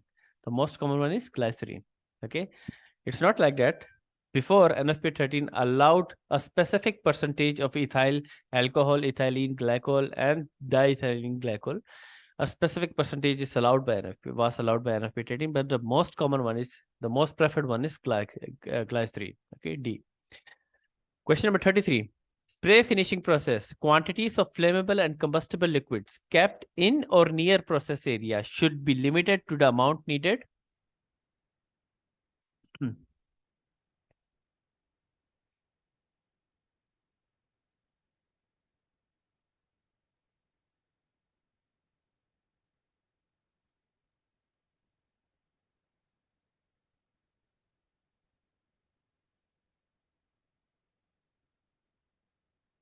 So whenever we have flammable and combustible liquids in process area, so if I want to store the quantity of flammable and combustible liquid in the process area during my work process, okay, what should be the amount? Should be used, as I said, that I will only use for what I want, for my shift only, for one working shift at a time. Okay, not for the next shift. I will not store it prior to it, right? So far, I will store only what I am going to use it now. Okay, so for one working shift at a time. 34. The process of simultaneous phase and chemical species change caused by heat is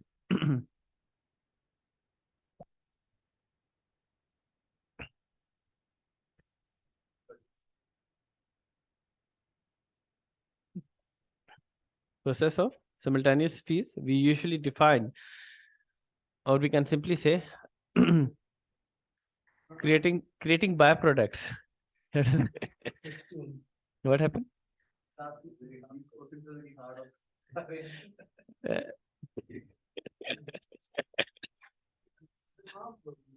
no, actually, using heat alone, converting byproducts, chemical species, that is pyrolysis. Okay. No, these are not difficult. Actually, you have to break the question. And most of these questions we have discussed.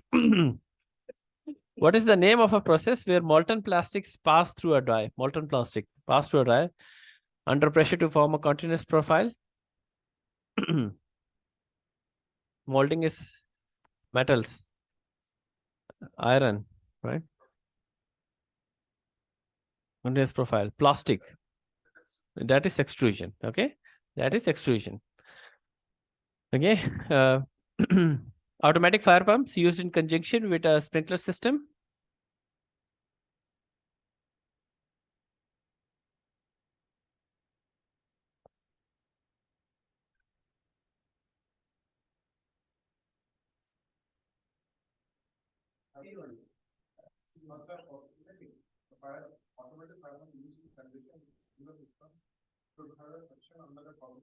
Exactly. Suction should always be under a positive head. Water suction. You don't want suction water. Means that is the most ideal condition. Okay. Means the water should always be at the suction should be always at the bottom of the water. Okay. So you will have a suction at a positive head.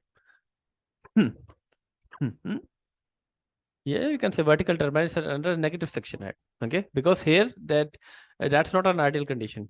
Okay, your ideal condition is that you should always have under a suction under a positive head. As effectively as sprinklers may control a warehouse fire, a final fire extinguishment must be accomplished.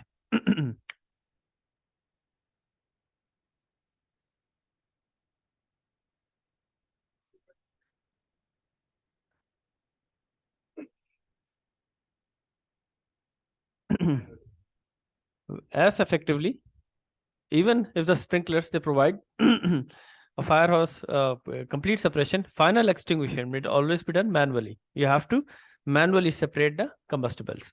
The main purpose of a protected premises fire alarm system is to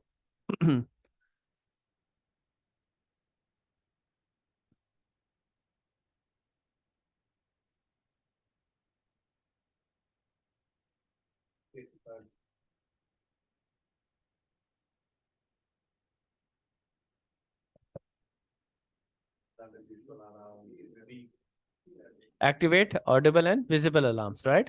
So that or to notify the occupants. Okay. 39. An orifice with a sharp entrance edge is known as sharp entrance edge. An orifice with a sharp entrance edge.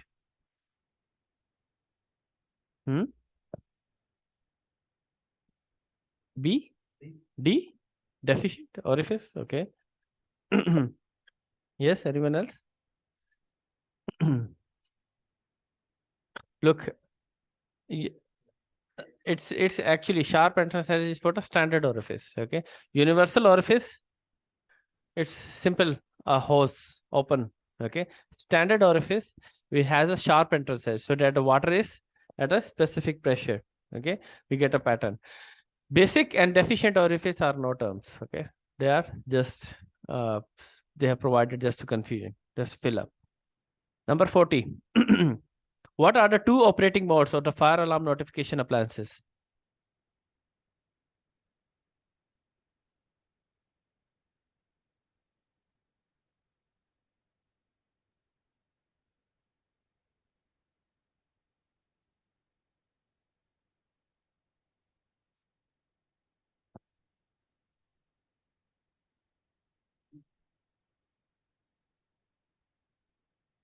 The alarm notification appliances, we discussed that there are two operating modes. Okay. One is the public operating mode, other one is the private operating mode. Public operating mode, we provide notification throughout the whole building. Private operating mode, we provide notification to specific stations. Like in healthcare occupancy, we don't want everyone to know. So we provide alarms on nursing stations only. That is the private operating mode. Okay. Other questions about after 40, these all questions are from other sections like section 2. So we'll just complete here. Okay.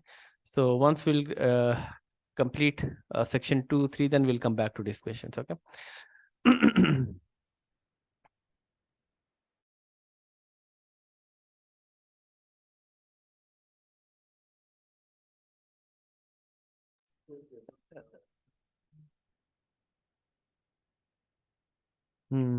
Now these questions, these questions, okay, why you are getting it much more tougher is because if you go through the previous lectures, it will be easy for you to solve these ones.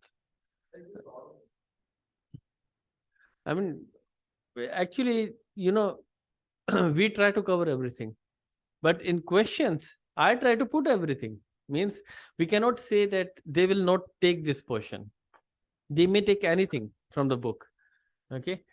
So basically, the orifice, I mean, there is like, if I want to say 1% chance that this question will come, but we cannot avoid it. We cannot neglect it. Let's just, take whatever is available.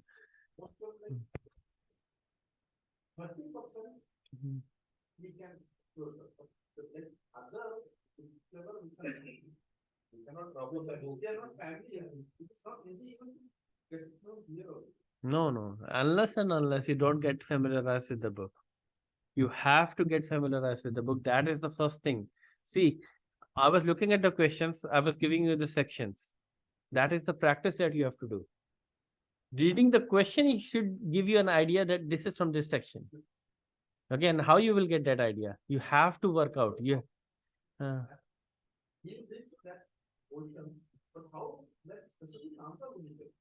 That is important. That is why we are giving you notes. The notes are providing each and every reference. When you highlight it yourself, highlighted portion can be given, but it's no use. You can take books that are already highlighted, it's no use. You have to highlight it. You have to know where this portion is available. Okay, like for example, okay, when you will see the notes from section 16, chapter 1 is automatic sprinklers. Okay, introduction. Second is automatic sprinklers dynamics. Third is sprinkler system. Fourth is hanging bracing. Fifth is standby systems. Like this, I mean, you will understand that which are the portions that are available. So when a question comes, and you will automatically go to that section. Okay. Now, why we are doing this? Okay. Look, if you will not do this, you will and you are appearing for the exam. If you have no idea of the section and you directly go to the index will give you multiple references. There also you are trapped. Got a point? So the best thing is where you are saving time. You're saving time, you're looking at the question, even if it's an orifice, standard orifice. Okay. Go to the index, at least you will know that I know this is from section 16. So whatever reference in section 16 is there, I'm going to grab that. You got the point? So that is all where you are going to save time. So the 6 days that you have before the next lecture, okay, highlight it, get familiarized with the book. You cannot appear on the basis of only the lectures. You have to get familiarized. I cannot memorize everything. Even I cannot memorize everything. After years of training, I cannot memorize everything. Something will skip out, and it is not possible for you guys. So book is your source. I'm not saying don't use book as a source, but there are some easy questions that you can solve without opening. But those questions which you cannot solve, no problem. At least you should know where it is coming from. That is your practice. And once you will get this practice, you will be easily able to solve the questions. So for the 6 days, just highlight it. Whatever the notes are provided, just highlight those sections. Okay. Okay. We'll just end the session here. Any questions? Anything?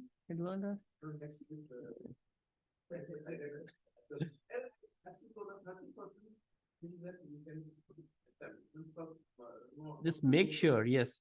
If you are in your first review, that is your success. You will pass the examination in your first review. That is your target.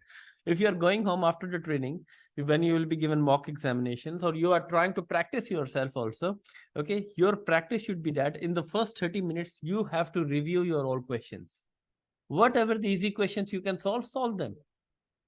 And those questions that you can solve, then the more the percentage you can solve them, the more chances you will pass. Okay. So I'm not saying have all a logical explanation of the whole book. Don't do that. It's not possible. And don't keep the book aside also. You have to keep both the things balanced out. Okay. So use the notes to highlight the book, get familiarized with the book. 30%, 25, 30%, whatever you can solve it. Others, you cannot solve it, no problem. Others, your practice should be that this question is coming from this section. Okay, so this will solve a lot of time. It will save you a lot of time. A lot of people that pass, they say 15 minutes were there for review. Review means that they have already solved and they had time for review. Okay, so one question, if you have no idea, leave it. Don't waste time on that. Leave that question. 1 mark is not going to affect you. 3 marks are not going to affect you. But where you have to keep your nerves strong, where?